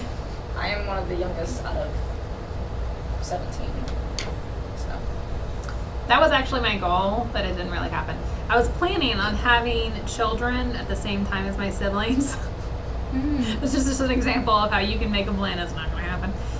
But I was hoping that my kids would have cousins their own age. So just maybe if my sister decides to have a fifth baby, then maybe I can make that dream come true in a couple years. They will be the absolute youngest. See, we totally had plans. My cousin and I were going to get married at 15, and we're going to have our kids at the same time. But we didn't. She gosh. actually has 2 or maybe 3. I think she's got 2 right now. But she's estranged from her family, and we haven't talked in years. So, yeah. So actually, I'm kind of like the oldest cousin now, which is weird. One of my favorite life lessons is you can make whatever plans you think you want to make, but that literally doesn't mean very much if it's not the Lord.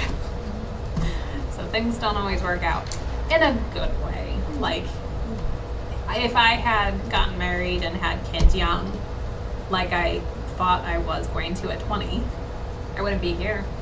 I wouldn't be doing this. So. All right. Is anybody done? Completely done? Caribbean?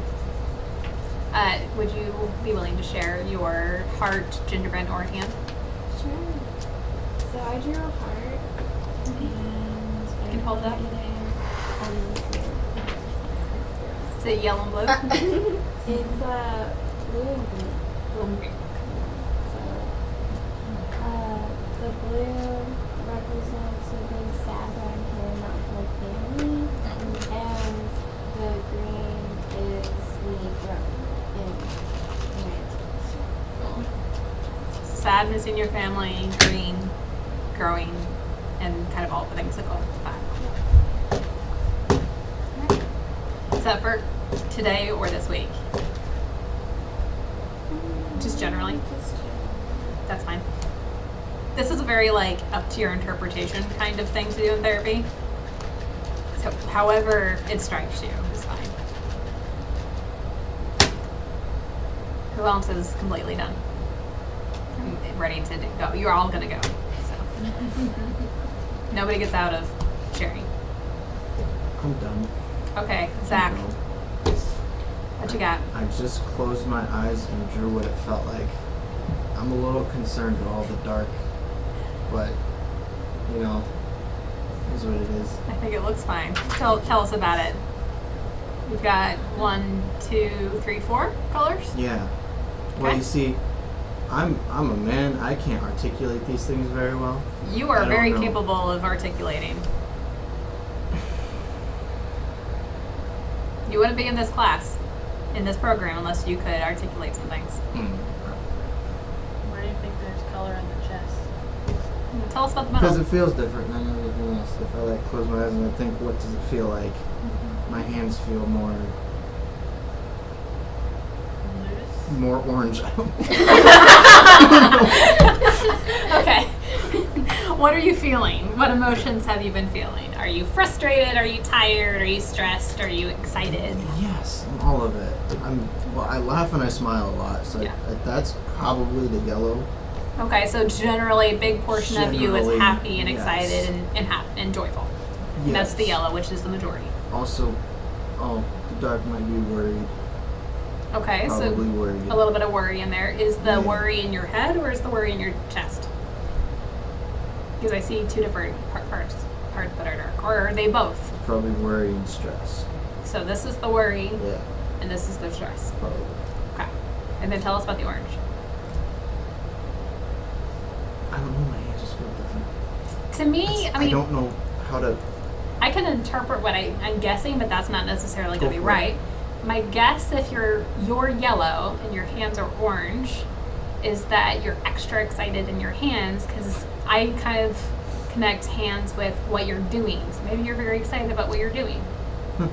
Or you might be very stressed because orange for different people, a lot of times it can either be a very excited, happy kind of color, or if they hate orange, orange is the color of anxiety, and orange is the color of panic, and that kind of thing. So it depends on what your perspective of orange is. I don't mind orange.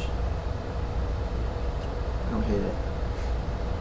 It's not bad. So how does excited about what you're doing feel for that?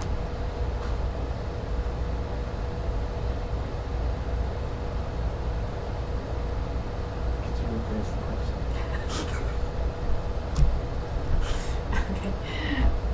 Okay, so orange is not a bad thing. Right. Orange is an okay thing. Orange is okay. Is it medium? Kind of like maybe halfway between? Probably. Okay. It can just. It could be like I like to build things, so it could be that I just want to go do something with these. Maybe you have some extra energy. Probably. That could be it. All right, if it feels right and it clicks, there you go. Yeah, that feels right. Okay, so you have some extra energy and you want to go to something with your hands. All right. One of you, Maddie or Eliana. So, I don't know. Since being back from break, I'm just very energized. So, Very yellow. yes, very yellow and orange. Very And for you, exciting. yellow is the color or the feeling, energy, and I guess so. motivated. Yeah. More so yesterday than today. But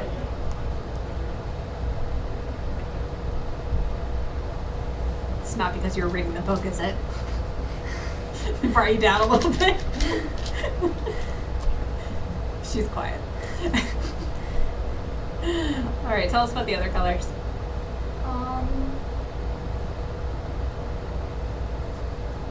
I'm not entirely sure, but Just kind of intuitively picked them. yeah. I mean, I left it white in the middle because I feel like I can't always interpret my emotions super well, so I feel like there's like, Have an unknown region. yeah, like I'm excited on the surface, but at the same time there's more there that I can't. So maybe kind of like an iceberg. Like you can see the top, and the top is excitement.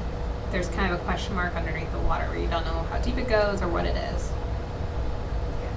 That's actually another way to do this is icebergs. Usually if I do an iceberg, I print it out and have like the ocean waves and then the big tip and then the big underneath part. And that can be another good activity, which we might do sometime this semester. So save that. There was another color. Was it the top of the head? Yeah, So what's pink? I don't know.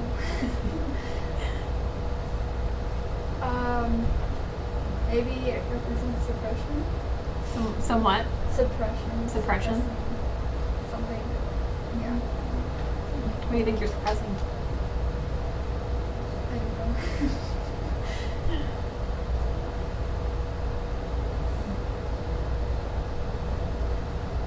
Okay. Well, this semester will be a good opportunity for you to filter through or sort through some of those feelings that you don't know quite what their names are or what's going on inside. I do encourage you guys, probably you've heard this from other professors, and this is not just directed at you, so please don't take it. This is not for you. If you have some therapeutic work that you know you need to do, this is a great time to start doing it because it's kind of a long journey. And it's really difficult to help people if you've not received some help for yourself. Kind of like think about the verse, like take the log out of your own eye before you try to take the log out of it. That's a great verse for counseling. Because we can't, if we are triggered from our trauma, or if we have not dealt with the stuff from our childhood, or we don't know how to interpret our own emotions, then you might not be able to help clients interpret their own.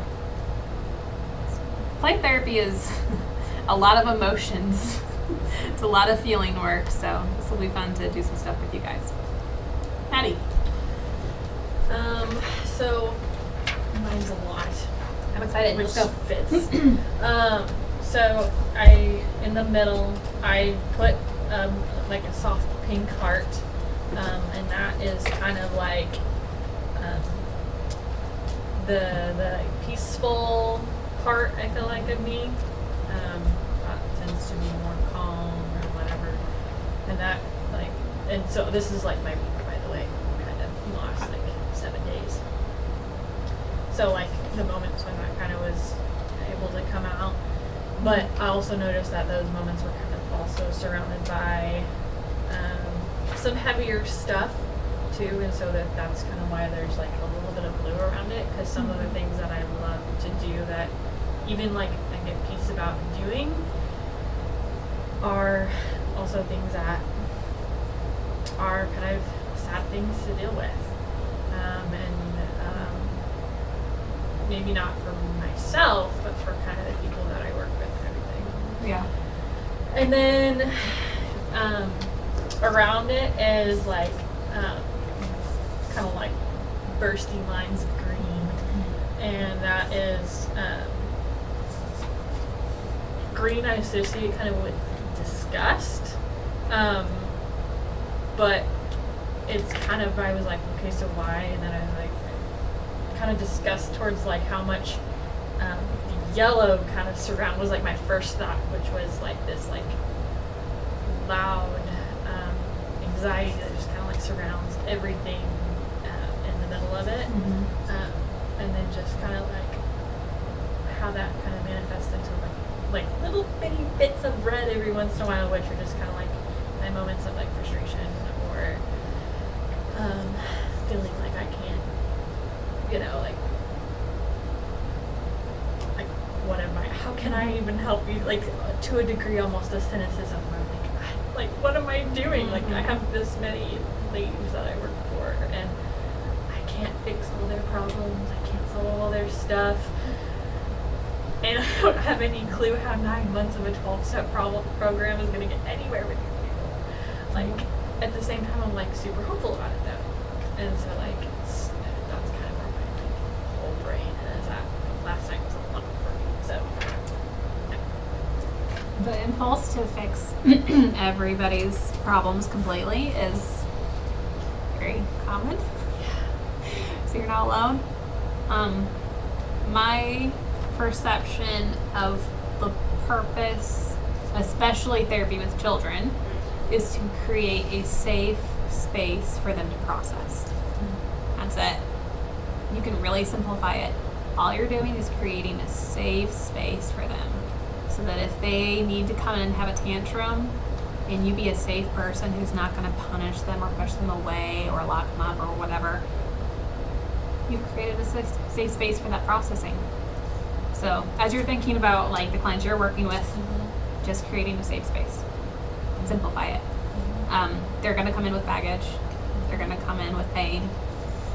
And you become a dumpster to hold it. A big trash can to hold all of their stuff.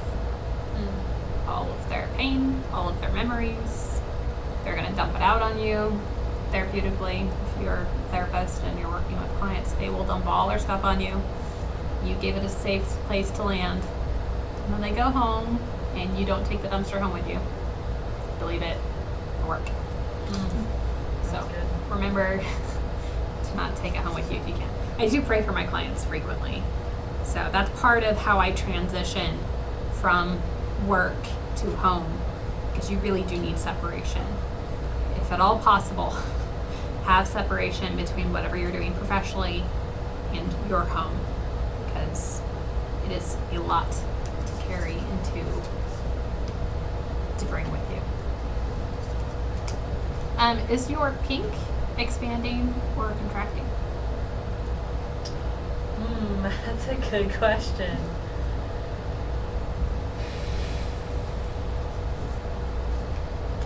I think it's kind of staying where it's at right now. I think that it's bigger than it has been in like the last 8 months. So it expanded and then it settled? And then it kind of stayed where it's at, and now that I'm taking on a lot more stuff, like I know I love the little glimpses that I get of like peacefulness. And so I think like I hope that it continues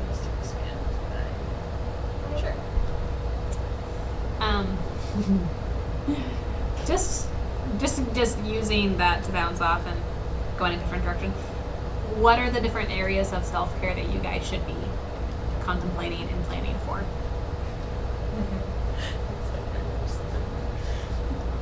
Do you guys know?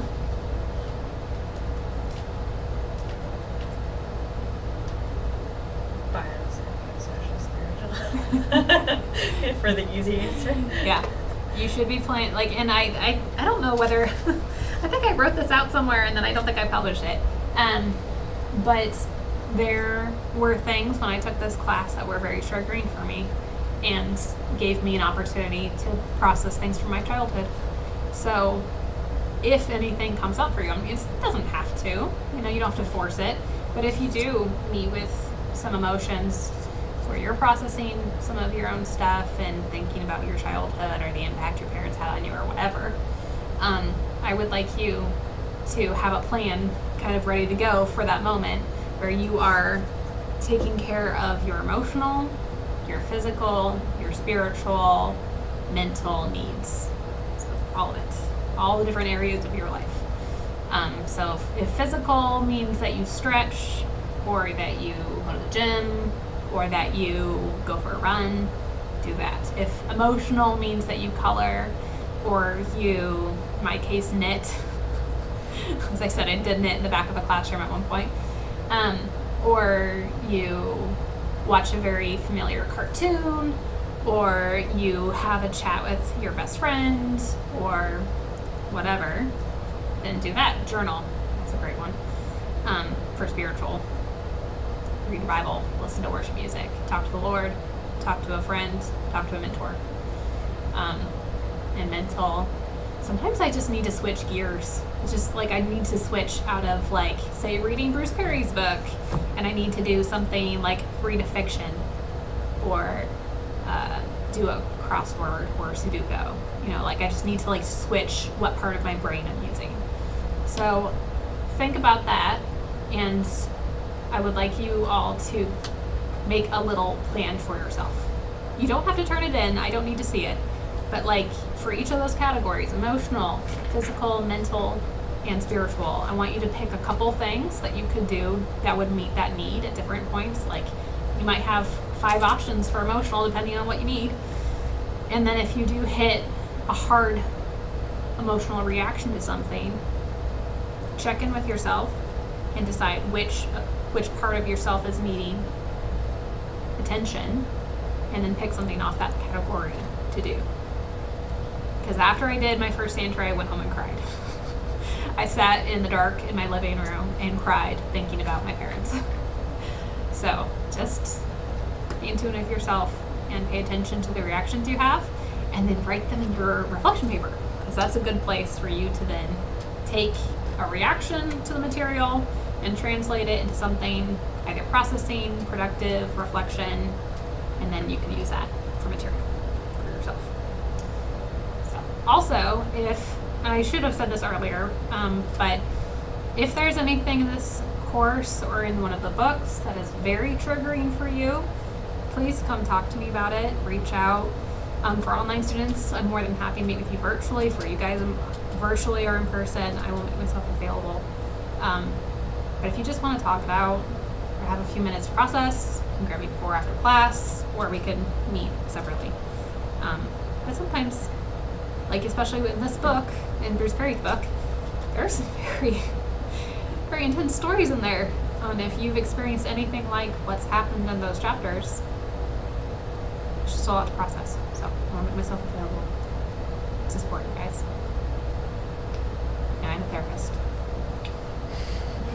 So, okay, we are down to the last hour. We're going to go over a couple of the documents that I talked about earlier. I feel like that is something that I never discussed in my undergrad. Okay, so there are many versions of the psychosocial and many versions of a master treatment plan. So this is not the end all. You don't have to like memorize every blank. Each one are going to be a little different. The last place that I worked had very specific forms and I only use those forms. And it's like that most everywhere. You use the forms they provide you. So this is what I found with a quick search that were free, so we can take a look at them. Let me see if I can make this a little bigger. What's the visibility like in the back of the classroom?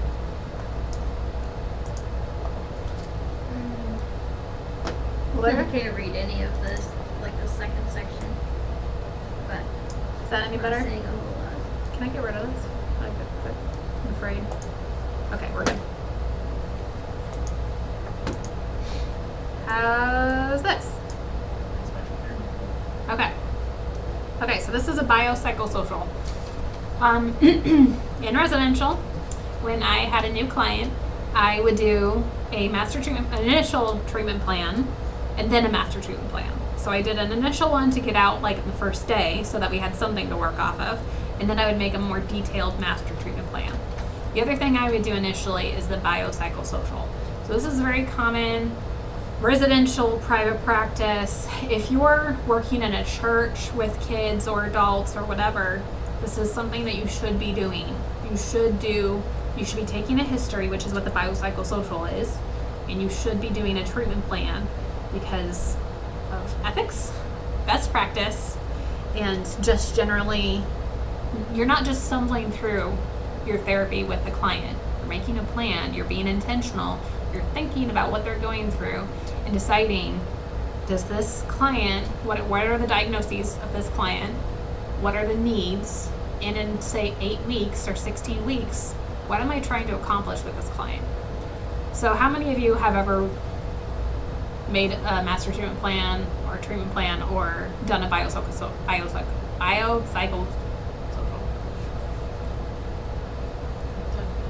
What have you done? Anna. Kara. I think I've done at least a version of the biopsychosocial. Okay. Yeah, I've Maddie? done like I've done an intake. Yeah. Some intake forms, this is not anything against intake forms because they're just part of the process. But most of them ask like 15 questions, and it ranges from everything like what's your insurance? Are you taking any medication? What are your allergies? So Yeah, the one that I did had everything on it. It did? So it had like mom's history, dad's history, that is good. things like that. Sometimes they will create a intake form that covers everything. A lot of times you have to do both, the intake, biopsychosocial, and create a treatment plan. So this is a biopsychosocial. It's going to take all their basic information, contact, usually date. It's going to ask why they're coming in. And again, they're going to be different version to version. The version I worked off of for the last year and a half, there was like a what brought you to treatment, so kind of like this, what brings you in today. Just basically like, what's the problem? What are we dealing with? What are your concerns? What are you here to deal with? And it's going to be different also whether you're taking a biopsychosocial for a child or an adult. So this version looks like for an adult, because if it was for a child, it would be asking what are your concerns for your child, what was your pregnancy like, except stuff like that. It'd be asking the mother for a history for the child. But you can kind of infer to some degree, because this is not the exact version that you would use, what it would be like if this was worded for a mother. So it's going to ask, like, assuming for a child, like, have you noticed these things in your child? Have you noticed that they're not eating? Have you noticed that they're not sleeping well? Have you heard them say they're hearing things like that? Just ask the mother to report. I say mother because 80% of the time it is the mother. And that's because she was the one who experienced pregnancy, and so a lot of times mom is the one who will bring in a kid for therapy. Sometimes parents come in together, which is great. You really want both parents to be there. Sometimes just dad comes. Maybe mom's at work, maybe mom's not in the picture. So then another thing that a lot of biopsychosocials will cover is whether they have any suicidal ideation, whether they've ever contemplated it, whether they've ever had thoughts about the most basic version of suicidal ideation is I just don't want to wake up. So they might ask questions like that to field out whether safety of the client is a concern that we need to have on the radar. So allergies is another thing, especially in residential where we were feeding them. We had to know for sure whether they had allergies, and whether they had any physical issues that they had been seen to a doctor for. Substances is another section. Is this only substances? Okay, so we have more. So this one talks about tobacco separately. Thinking about my client who's can't give up tobacco. The teens of our day and age really love to vape. That was not a thing 5 years ago. I don't remember anyone vaping 5 years ago. But now it is a very big pandemic of vaping. In case you didn't know, it's just as harmful, if not more harmful, than tobacco. So substance addiction is very real danger for our kids, and they pick it up early in school. I just talked to a client who's telling me about his friend who started, I think it was cocaine, at 6th grade. It was very, very young. So, it's just everything is more soon these days. Human trafficking, the average age of entry is something like 11. It keeps going down, keeps lowering average age of entry, which means average, some are older, some are younger. Substances, way too early. Their brains are not fully developed. They should not be doing substances. Sexual abuse, also happening very, very young ages. So biopsychosocial is going to talk about substance abuse, past and present addiction. At least this version does. Each version, again, is a little different. Getting a picture of the family. So they're just going to ask questions like, who's in your family, who's important to you, who is in your most innermost tight part of the family. Like, is your grandfather a big part of your life? Who watches the child? Who takes care of the child?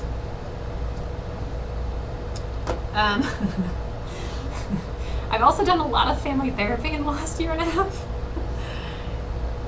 It's fun. A lot of conflict.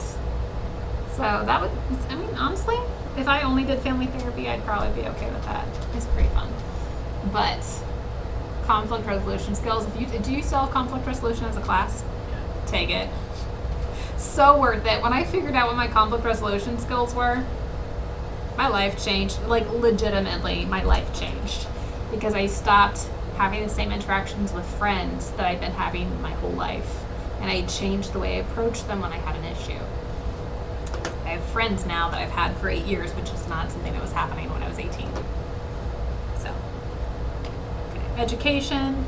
Yeah, well, in a child's biopsychosocial, it's going to ask, do they have any special plans, with the school for their academics, things like that. And then legal, it's going to ask that. You can have kids come in with legal issues. I'm forgetting what the case I just heard, but it was a younger child who had been kicked out of school and had a charge with the school. So you can have a legal issue with the child. It will ask the parents' profession, the parents' area of expertise. Would custody issues go under legal? Yeah, probably. Depends on the form. They might have a separate section for that. But custody issues is definitely something you want to know about. I do not take clients who are in a custody battle because they tend to use the therapist in the court situation. They'll want to draw in your testimony to decide which parent the child should be with. And that is rubbish in terms of helping with their rapport with the therapist and child. So it really hinders and destroys that. So I won't take, or if I do take a case with parents that are either divorced or divorcing, I will make them sign something that says they're agreeing not to force my testimony in court if they will not ask for it. Now it's possible that I might insert a clause that says something like, if you need my testimony for something that's supportive for the child in a good way, come ask me and I will make the decision whether to provide testimony. But I'm I'm not taking clients who are in custody battles because of that reason, because it hinders rapport with the child. And if you don't have good rapport with your client, they won't trust you, they won't open up to you, they're not going to talk to you or play out their trauma with you like you.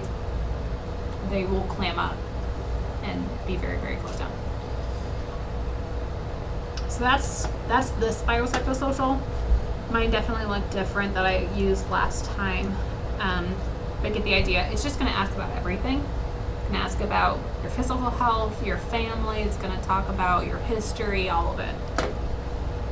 Take this. And I don't know where the master treatment plan went. Apparently it was one of those books.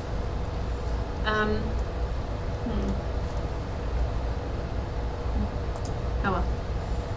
I'll pull it up for next time. The master treatment plan, other than having the diagnoses, which you have to have on a treatment plan for insurance reasons most of the time, it also just gives you something to spring off of to create the goals and objectives that you're going to use to build that plan. So for instance, you might say this client has anxiety. They have generalized anxiety disorder. So I'm going to create a goal that says client will report lower levels of anxiety or a decrease in symptoms or something like that. Under that goal, you're going to have objectives. And the objectives, this is maybe not every single treatment plan will look exactly like this, but this is a good generalization. And the objectives for that goal will be things like clients will practice meditation. Client will practice coping skills. Client will comply with play therapy activities with the purpose of reduction of anxiety in mind, things like that. So your big goal is going to be the overview of what you're doing, and then your objectives is going to be the individual things that you're going to do to meet that goal. That is not something I learned until 2 years ago. Has anyone made a treatment plan in here before? I wonder if I could, just for the heck of it, send you a good link for a treatment plan and have you fill it out just for the practice. Because if you aren't going to be a therapist, you might still be in therapy, or your family might be in therapy someday. And having an idea of what you're looking at when you do review your treatment plan for your own or your family's treatment is kind of a good idea. So I'll think about that. I might send out a link at some point in the semester for you guys to look through. Any questions on either of those two forms?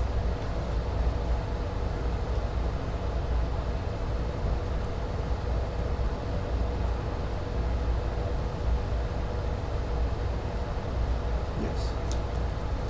How come they never taught us how to use those here? Say it again, louder. How come they didn't teach us how to use those here? Those two? Yeah. Back in my day or right now? Right now. I haven't learned how to use that. Hey, that's why I'm here. Again, this is no shade intended to the program, but I think that there's a perception generally in Bible colleges that all you need is the Word of God. I'm not saying that you don't need the Word of God. Please do not misinterpret me. Right. Having the right tools, especially in this day and age, when ethically you could be taken to court if we're not doing your job properly, and they're like, these are the standards we have set to make sure that everyone, when they're doing therapy with a client, are doing it ethically. You do need to meet those standards. And Bible colleges tend to prepare students with the biblical foundation. And maybe they just think that you'll learn it all in grad school. But my perception is that if you learn it twice, you're going to be twice as good by the time you get out of grad school. So I'd like to try and draw in as many things into this class throughout the semester. I might just think of things, be like, we're going to talk about this right now. Because when I got to grad school, I had the foundation for therapy, the good foundation of the Word and my relationship with the Lord and my beliefs about what is good and what is evil. All of that was in place. But I was not prepared for any of the clinical work. And I learned all of that on the job, more or less. Even grad school, I learned specific things, and it was a lot of information all at once. So we'll practice some things out.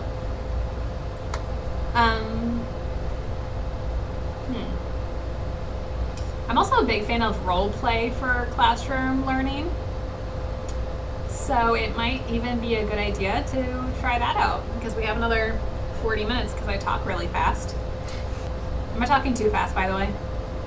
I get kind of pumped. Especially the first part of class, I was buzzed through all that. So That was one of the questions on the intake form. what? Am Were I you buzzed? Like, Are you can you not be in buzzed? crowds? Can you not be in crowds? Do you talk too fast? I only talk too fast in class, it's fine. Or when I'm explaining games to people, I talk really fast. Slow down. Also, I didn't say this earlier, I don't care what you call me as long as you call me something respectful. So you can call me Mariah, you can Professor Morse, I don't care. I'll be honored if you call me Professor Morse. But Mariah's fine, so don't worry about any like extra layers of whatever. Not doctor yet. Would anybody be comfortable pretending to be a child? I'm there. Maddie, let's go. there. Okay. Get up here. Okay, We're doing it. we're doing it. Yep. Okay. I work in children's ministry, so you should know. I should know. Should know a thing or two. I work with dementia patients, so So, I same have thing. large, I You're have you're large probably toddlers. We're gonna need that. Grab that good colored box. coloring book. Why not? Okay, for the camera crew, we're gonna pretend like we're doing a first session with a kid. Not that I'm, like the biggest expert in the world, but I do work with kids, so I kind of have an idea of what it looks like. This is something I learned from this last job that I had, not my current job. I work in private practice over at Curis, currently, but before that I worked residential for over a year, and before that I worked doing play therapy with littles, so 4 to 12 only, those are the only clients I saw. So, let's just kind of play this out. If at any point you're like, how would you respond if they did this? Then we'll just try it out and see where this goes, because I feel like we could bring up some interesting questions this way. How old am I? 5. 5-year-olds are the cutest. Okay, so what name would you like me to call you for this experiment? We'll just go with Matt. Okay, Maddie. We'll just go with Matt. Hi, Maddie. My name is Mariah. You're going to come and play with me once a week for 50 minutes. Almost an hour, but not quite. We're going to do fun things. We're going to color. We're going to play with the puppets and the toys over there on the shelf. You can go anywhere in this room and you can play with anything that you see that's a toy or coloring or paint. If you want to get the paint out, just let me know. And maybe I'll get you some water so you can do some watercolor. So we have lots of options. What would you like to do first today? Can we color? Yes, we can color. And you have the pencils already. I wonder what feelings you felt today. Maybe you felt a little anxious coming in for the first time. Yeah, a little anxious, a little stressed maybe. Were you a little scared? Maybe. I wonder what color scared is.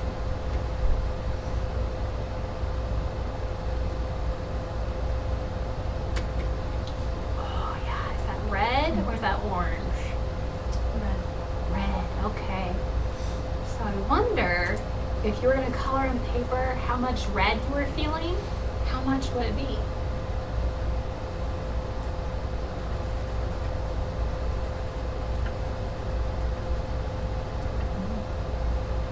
So you're coloring lots of red.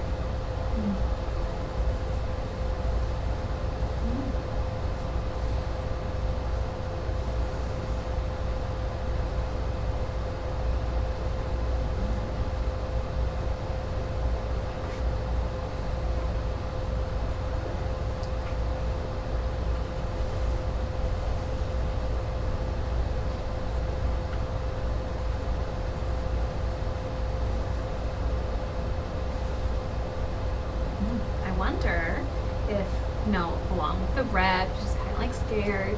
If you were feeling excited or hungry, if you were feeling sleepy or happy. I don't know. My mom told me I was gonna have a donut afterwards. I wonder if you're She said it excited like- for the donut. You are? What kind of donut are you gonna get? I want one with lots of sprinkles on it. Lots of sprinkles. Colored sprinkles? Like multicolored sprinkles? Pink sprinkles. Pink sprinkles. Oh, that's the best sprinkles. Okay. Blue iced tea and pink sprinkles. Blue icing and pink sprinkles. Okay. So, what color, I wonder, is excited?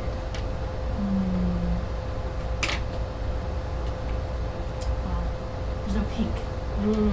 We need pink, don't we? Pink's my favorite color. I can have pink for you next week. Yeah. Okay. Pink is the best. Awesome. I love pink. But yellow. Yellow. Okay. Yellow's a good. We'll hold yellow for this week. I wonder how excited were you about the donut? I don't know. Maybe like right around the donut? Yeah. Yeah. We love excited. That's the best donut. Oh, yes, the best donut. Does the donut have a name? My donut? My donut. Okay. Would you like me to write my donut? Or will we just know that the name of the donut? I think I just know it's my donut. Just know it's the my donut. My mom doesn't give me, like, my mom doesn't get a donut. I get a donut every time after we hang out. And she said that after we hang out, we were going to get donuts. Oh. And so she said it would be my donut. She doesn't eat donuts. It's your donut. She doesn't eat donuts. She doesn't eat donuts. No. She doesn't really eat that much. She's like, I eat donut, and my brother eat donut, and I don't really like. But you like donuts. I like donuts. I wonder what else you and your mom do.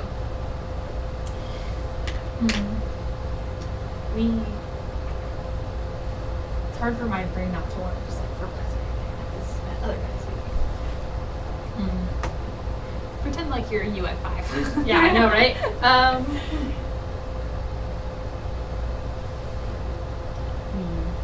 Play. I wonder what you play. We watch a show, and it's really I really like our show, and we watch it right before bedtime. Right before bedtime. Right before bedtime. Every night. Every night. Every night. Every night. And my sister watches it with us, and we get to like have if we did really good that day, we got to have a lot of if we get like a treat or something. We're having any great treats. So Not as many treats right now. my sister gets a lot more treats, so I just think that. Sister gets more treats than you. I wonder why.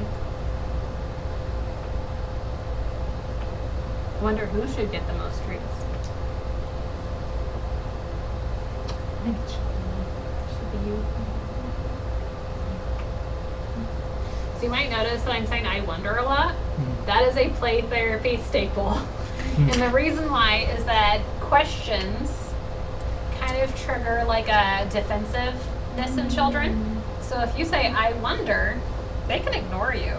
Technically, you didn't ask a question. If I say, I wonder what color the donut is, you can keep coloring. Like, it's not a question. I'm just wondering over here, you know. You don't have to respond. Right. So for kids, it feels safer because it's their free choice if they're going to respond to you, and a lot of times they do. But I've also said, I wonder why you were so anxious this week, and heard crickets. Just like, they don't want to talk about that. That's their choice. So My thought was like, I don't know what anxious is. Like, yeah, as I a- used as a a few 5-year-old. words too big for a 5-year-old. It's hard to translate here. Yeah. But I've also done that with kids. Like, yeah, that kid does not know what I'm talking about here, so and then I'll try again. I'll be like, I wonder if you're scared. I get to something really familiar, like excited, happy, get to really familiar child level words, and stop there. Sometimes I would have been coloring with the child, doing that. I would be doing the same thing they're doing. If they're building blocks or Legos or coloring, do it along with them. I didn't do that this time because I wasn't thinking about it. We're also not really in a therapy session. But since this is the first session, I'm going to be interacting with the client. I'm going to be asking them safe questions through I wonder statements. Like, I wonder what your sister's name is. I wonder, you know, like kind of poking this. She brought up like, she gets more trips than I do. And I'm just kind of like letting her talk more about that. Very much like for a small child especially, I'm not coming in being like, well, you should have treats. Sugar's bad for you. No, I'm not doing that for a first session or really probably ever.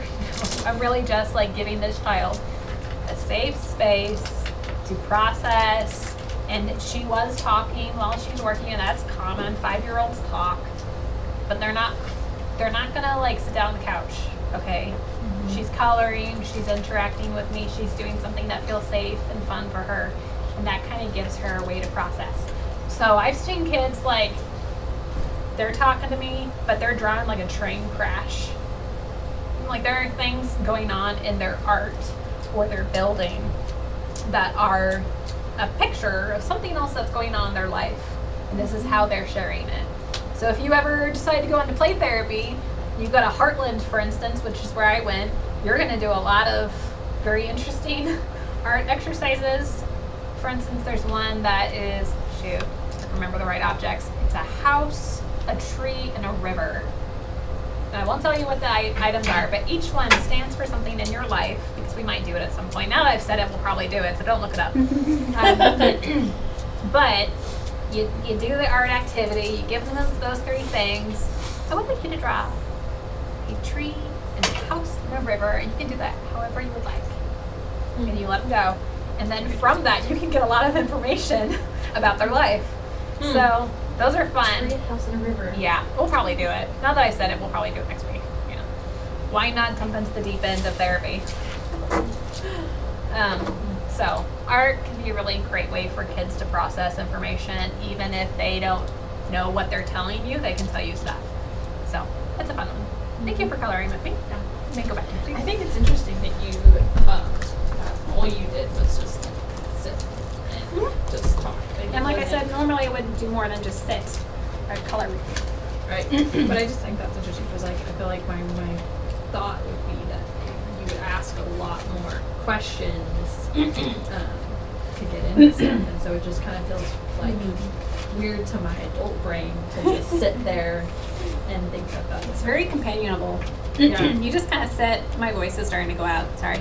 You just sit together and you let them talk about what they're wanting to. And a lot of times, if you just say, "Hey, Maddie, how was your week? It is so good to see you," and you just kind of create that safe, warm space for them, they might go, "My mommy slapped me in the face this week." Do tell. Let's talk about that. You know, kids have a way of just kind of bringing up what they want to talk about. Or maybe you're going to see something in their play, like maybe they slapped the stuffed animal. Like in the book, she takes a crayon and draws a line across the stuffed animal's throat. So, you know, children are going to do expressive play. Sometimes they're going to come out and say it, like after she did her expressive play and then went into kind of a manic 10 minutes or whatever, for long that period of time when she was jumping off, she was running around and jumping off of the radiator, and then she was able to verbalize to Bruce Perry while he held her. It's one of the rare moments when that's okay, when a child needs it and you're being safe. Then she was able to verbalize some of what had happened that night, the trauma that she experienced. What other things would you have the impulse to try if you were sitting with a 5-year-old who was coloring? What else would you want to try? I have a question that's not related to what you just said, Let's but go. in a play therapy room, Yes. is it like a more enclosed room, or are there a lot of windows? Like what is the privacy like as far as that room with everything? My preference, if I could pick every playroom everywhere and how it's set up, is for there to be a window, because that's good ethically and liability. And sometimes A window into the hallway or a window into the outside? I would say preferably you'd have a hallway window. I've worked in plenty of offices that did not, and that's just the reality of some playrooms, you know? A lot. The one at my current job has a solid wooden door, and then street level room length windows, which does make me feel better because it is a street level. I'm not worried about myself. I know I'm a safe person. I'm not even very worried about my clients being unsafe because I would have good boundaries with them, so I wouldn't allow any inappropriate behavior. But for the general population, there's a percentage of people who aren't healthy who do make it to those fields. So generally, I think it's a good idea ethically and for best practice to generally help. What do you think about cameras? So, I've been in offices with cameras, and Like just discrete cameras so that if anything ever came up. yeah, I think you do have to disclose it, especially sure. for minors to their parents. Oh yeah. But it is a good kind of protection liability wise. You do have to disclose it. You can't be secretly recording. Oh sure. Yeah. Yeah. But the one in the office that I'm thinking of is above the doorway and very obvious. Like it's out in the open. I don't think you exactly asked about the contents of a playroom, but I'm going to go ahead and just jump into that since you asked about whether there should be a window. In my opinion, off of the trainings that I've been to, it's not just my opinion, it's based on my experience in teaching of my classes that I've been to. A playroom should have, ideally, sand tray. It should have all sorts of everything from building toys to puppets to play food to games. It should have dress-up clothes. Puppets are actually one of my favorites, which I know I said already, but puppets are great because it's kind of even with, I sat with a 15-year-old a couple months ago who was quite angry with me and not having a good day and didn't want to talk. And I got kind of playful with her and I pulled out my puppets and I handed her one. I was like, I wonder what his name would be. I'm goading her on, and she rolls her eyes and puts the puppet on. She's like, I think this is, whatever she said, Mr. Fiddlesticks, just made up a name. And then we had a 20-minute conversation about how she was doing through the two puppets, where I had my puppet and my puppet was asking her puppet questions about, that child, that teenager. So puppets are a great way to kind of bypass some of those social boundaries where they're like, I don't want to tell you that, I don't care who you are, So It gives it a third person feel. maybe we should bring puppets in. Oh, I'm so excited about this semester. Is it like a dissociation, like a dissociative In kind a of situation? good way. Like It a gives you, healthy dissociation? it's like a step away from yourself, so it feels safer to talk about yourself. Yeah. So, if I had a puppet, I'd be like, Mariah's a very artsy person. I'd start saying things and I could talk Like we about say, myself and it'd be a lot asking easier. for a friend. Yes, it's not threatening. Right. So, we'll probably just puppets this semester. Why not? It's play therapy and it's wonderful, so. And I have a dragon.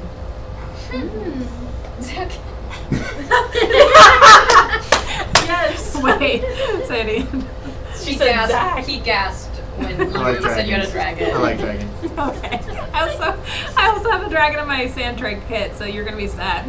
Can you give a general overview of what this purpose of the sand tray I'm is? so excited. Because I've never heard of a sand tray before, at least So in syllabus. excited. Okay. Maybe we should watch a video next week. So this is actually leads into one of the last things I want to talk to, which is great because we have 23 minutes left, so this is a good time to talk about this. Next week we're going to do sand tray. I think I am actually waiting for Dr. Smith. He ordered, or should have ordered, the sand in the box that we need to have it here without me having to carry in a quite heavy box of sand from home, which I'm trying to avoid.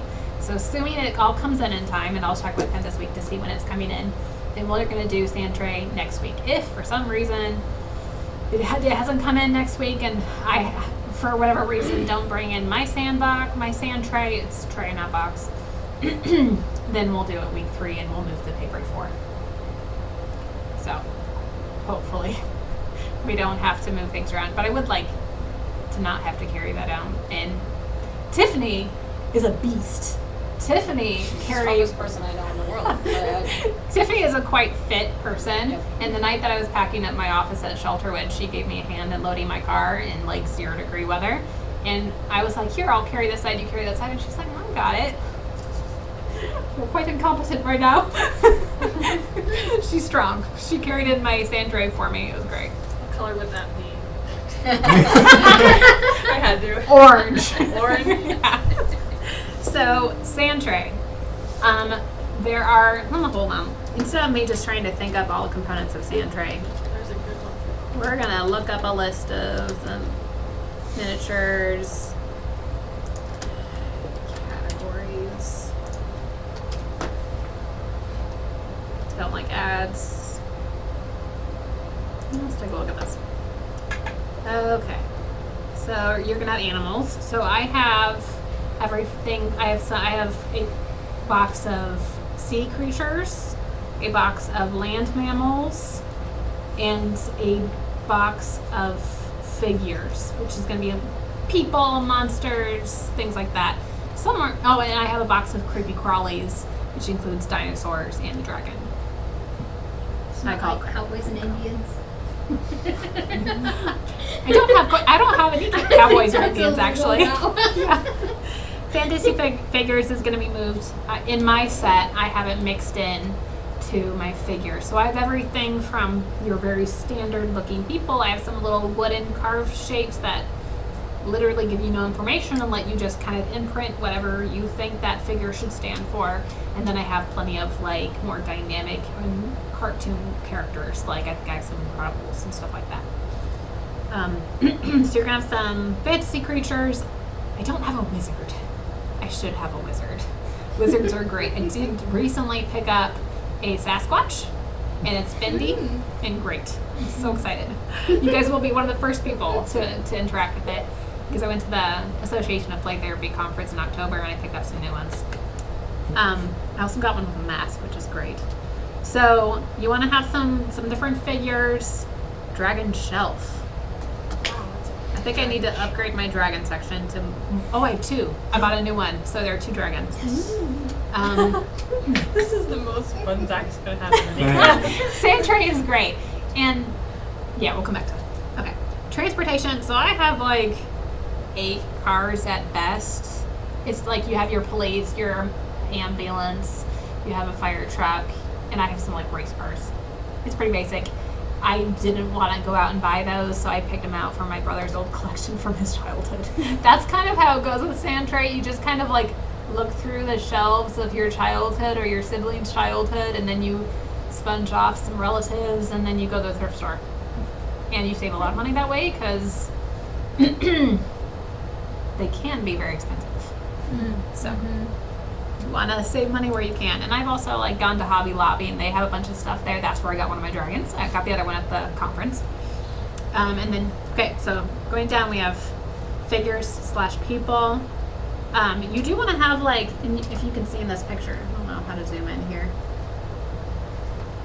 I'm so used to my laptop, so where I can do this. I'm forgetting how to do anything else. Anyway, you're gonna want the wedding dress and the groom. You're gonna want to have a baby. You're gonna want to have like careers, all sorts of stuff. Hopefully, you'll have multiple nationalities, things like that, so you have a representation for whoever could be in your office.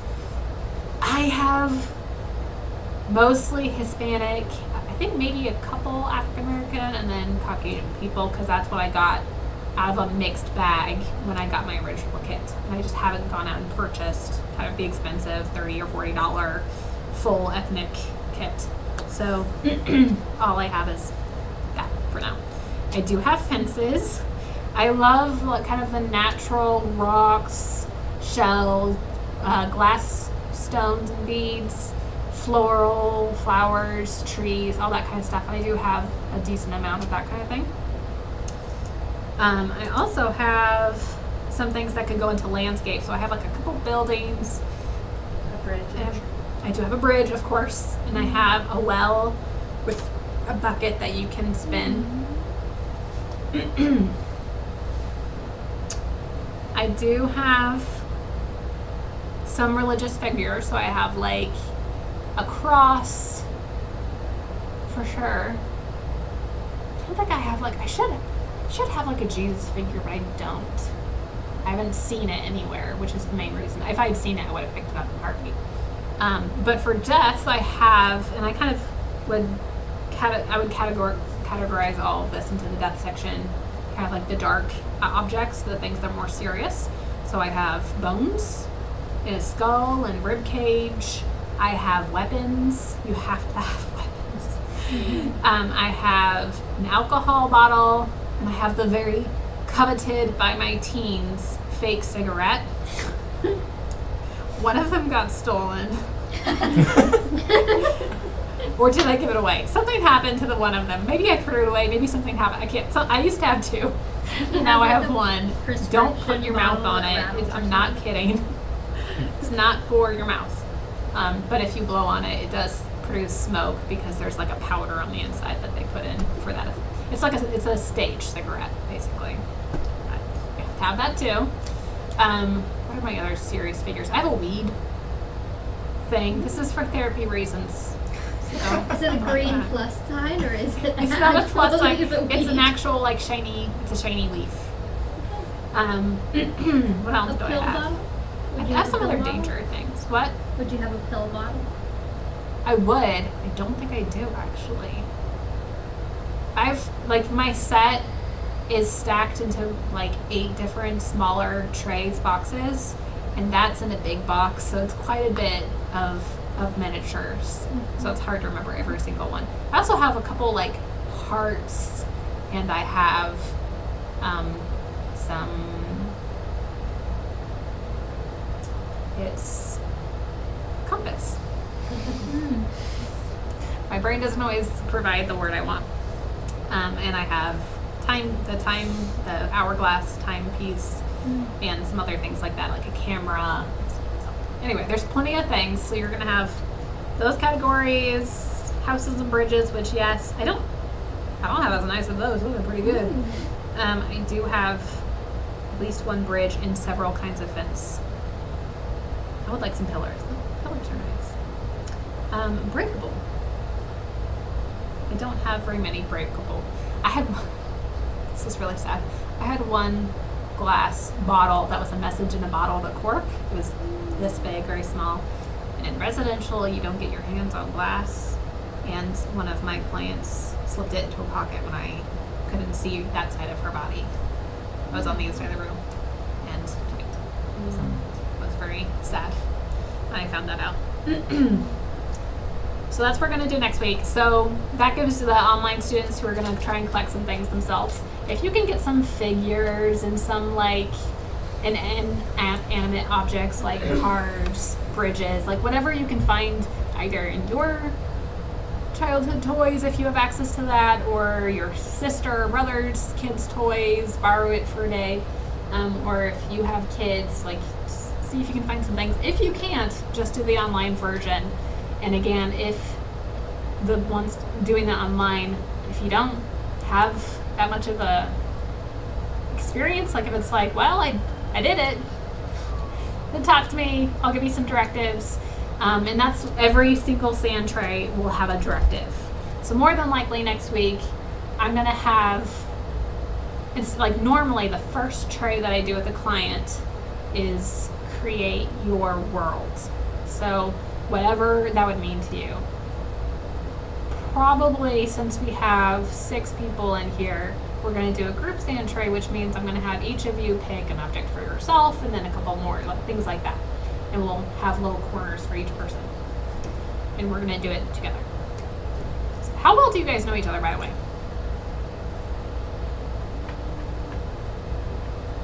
Do you know each other's names? Yeah. Okay. Okay, that's good. That's enough. We'll start there. We can spend some time bonding before we do this if we need to. Okay. So that's next week. The purpose of Sandray is kind of like with any art directive or anything like that, is to process your life or information or memories in a different way other than verbally. and it kind of activates a different part of our brain. So, I guess I'm getting a little deeper into sand tray this week than I meant to. Normally, when I do a sand tray with a client, I play music, I put piano music or ocean sounds in the background. They, like, that takes up, in the way I perceive it, takes up part of their brain space so that they're not thinking and overthinking as much. They're just interacting with the activity. And that's what you want. You want to just kind of let go of whatever thoughts you're having about the activity, just kind of experience it. And then it's kind of interesting and surprising what you can learn about yourself or other people, or what I can learn about you or the client through that experience. So I've done sand tray with, in case you're wondering whether this makes sense for you as adults to be doing sand tray, I've done sand tray with children, teens, and adults as old as 60. So you can get out What's the something out of youngest it. age you would do this with? Obviously, it's like, you want Specifically toddlers in sand second round. tray, you don't want to do it with a child who's not going to follow direction. Probably like 4, depending on the child, maybe 5. I've said this to somebody, maybe not in class, but if I'm working with a child that's probably under 4, I'm probably going to be doing attachment therapy. I'm probably not going to be seeing, like, Bruce Perry, obviously he does work with just the child, and that was right because that child had severe trauma and needed to be processing and didn't have an attachment figure to do therapy with. But 4 is about the youngest that I'm going to do individual therapy with. Most of the time I'm going to be doing mother or father or both therapy with the child, and I'm going to do attachment work on that relationship. Okay, let's go back to the module and review what you guys are going to be doing for next week. We have about 10 minutes left. I'll want to make sure you're prepared. Sorry, my voice is kind of failing. I talked a lot earlier today, so trying out. Okay, so sometime the next day or two, take the intro quiz. It's not hard, don't stress about it. The questions are very self-explanatory. And that goes for online students as well.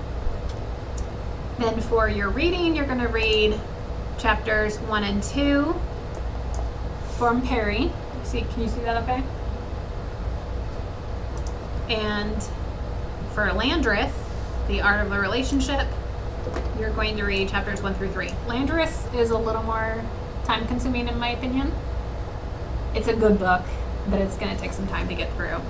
So make plan for that for the next week.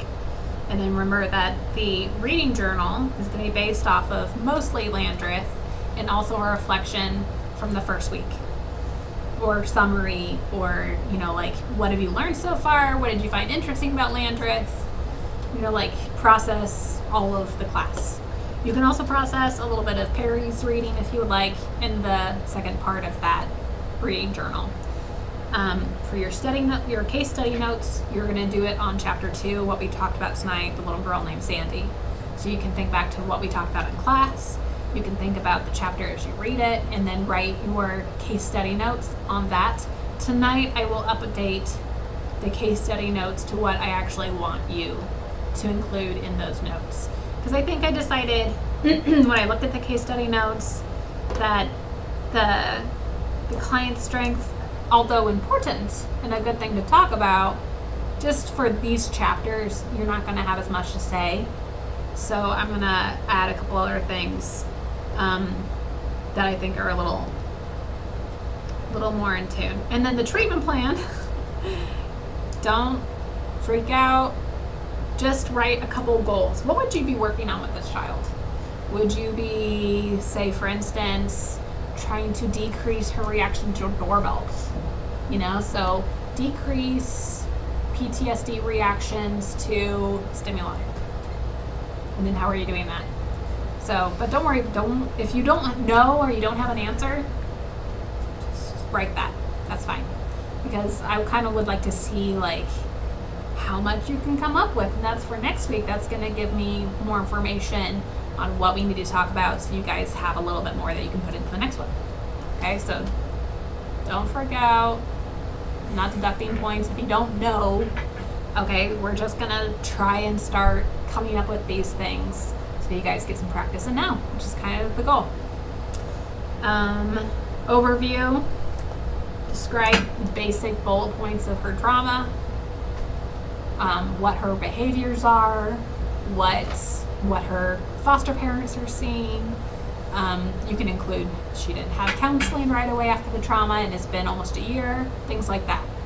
Just include the concerns, the backstory. You can, yeah, it's somewhere between these two. And I'll update the list of things I actually want you to do. Okay, and I will upload the video here. Don't worry about this. You can't even see it on your side. And for online students, if you don't do a makeshift sand tray, then you're going to do this online version, which let me just go ahead and show you. Here we go. Dragon. Number one. Oh, lots of dragons. There you go. Dragons. What are you laughing at? There were a lot of dragons at the top. Scared dragon. Yep. Lots of fantasy things. You got a demon. Sometimes children I pick things, that kind of thing, to represent things that are scary for them. So it's okay to have it in this context because they're going to use it in a way that's going to give you some information about what they're experiencing.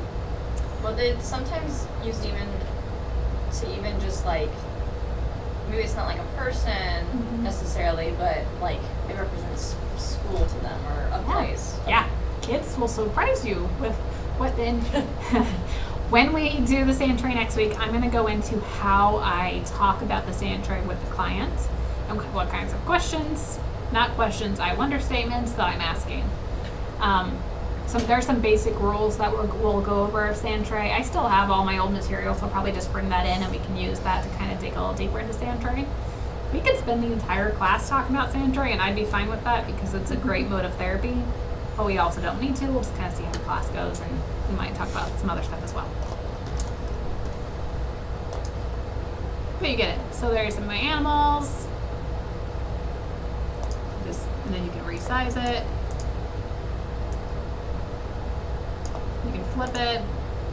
You can even turn it upside down. So it gives you some flexibility, but what you miss, there's two things that you miss doing it online instead of with actual sand or in like a Tupperware or box with whatever toys you have at home. You don't get the sensory of touching sand. You also don't get to bury things. Burying things in sand is one of those things that just kind of tends to happen. And it can be very interesting to give you some good information. So keep that in mind. We got our people. So this is a good way to answer your questions of what goes into it. Any of this. Someone created this free resource just so that people could have access. We got all kinds of medical things. During fact, this was here before 2020. I remember this back when I used it. All the medical stuff. 6. Now everybody knows what a COVID looks like. Yeah, right? Buildings. Brick wall. I had someone do a whole brick wall once. They just picked a bunch of them and created a brick wall across the picture. And your weather, which is fun. Seen a lot of these in use. Oh man, this reminded me. I had one girl who created a whole fairy world, and I think she even called it something like Fairy World over telehealth. And she just did a bunch of like these nature-y and mushroom things and had a fairy in there. It can be useful. All right, guys, we're good. We'll see you next week. Please email me or message me on Canvas if you have any questions about the assignments. Please come with everything done, and I will see you guys next week. One other thing, final thing. Some of these things are new to this class, and so at some point in the semester, I'd like to have a little check-in to see what is working well, what you feel like you're learning, whether it's useful or whether it's just busy work. Because I don't want this just to be busy work. I tried to create assignments that felt like they would stimulate your brains to learn new information and new skills. So if it's not doing that for you, even when you really try to dig in, I'd like to know. So we'll talk about that later. So just kind of keep that in the back of your brain. Is this serving the purpose of learning? We'll make adjustments. All right. Bye, guys.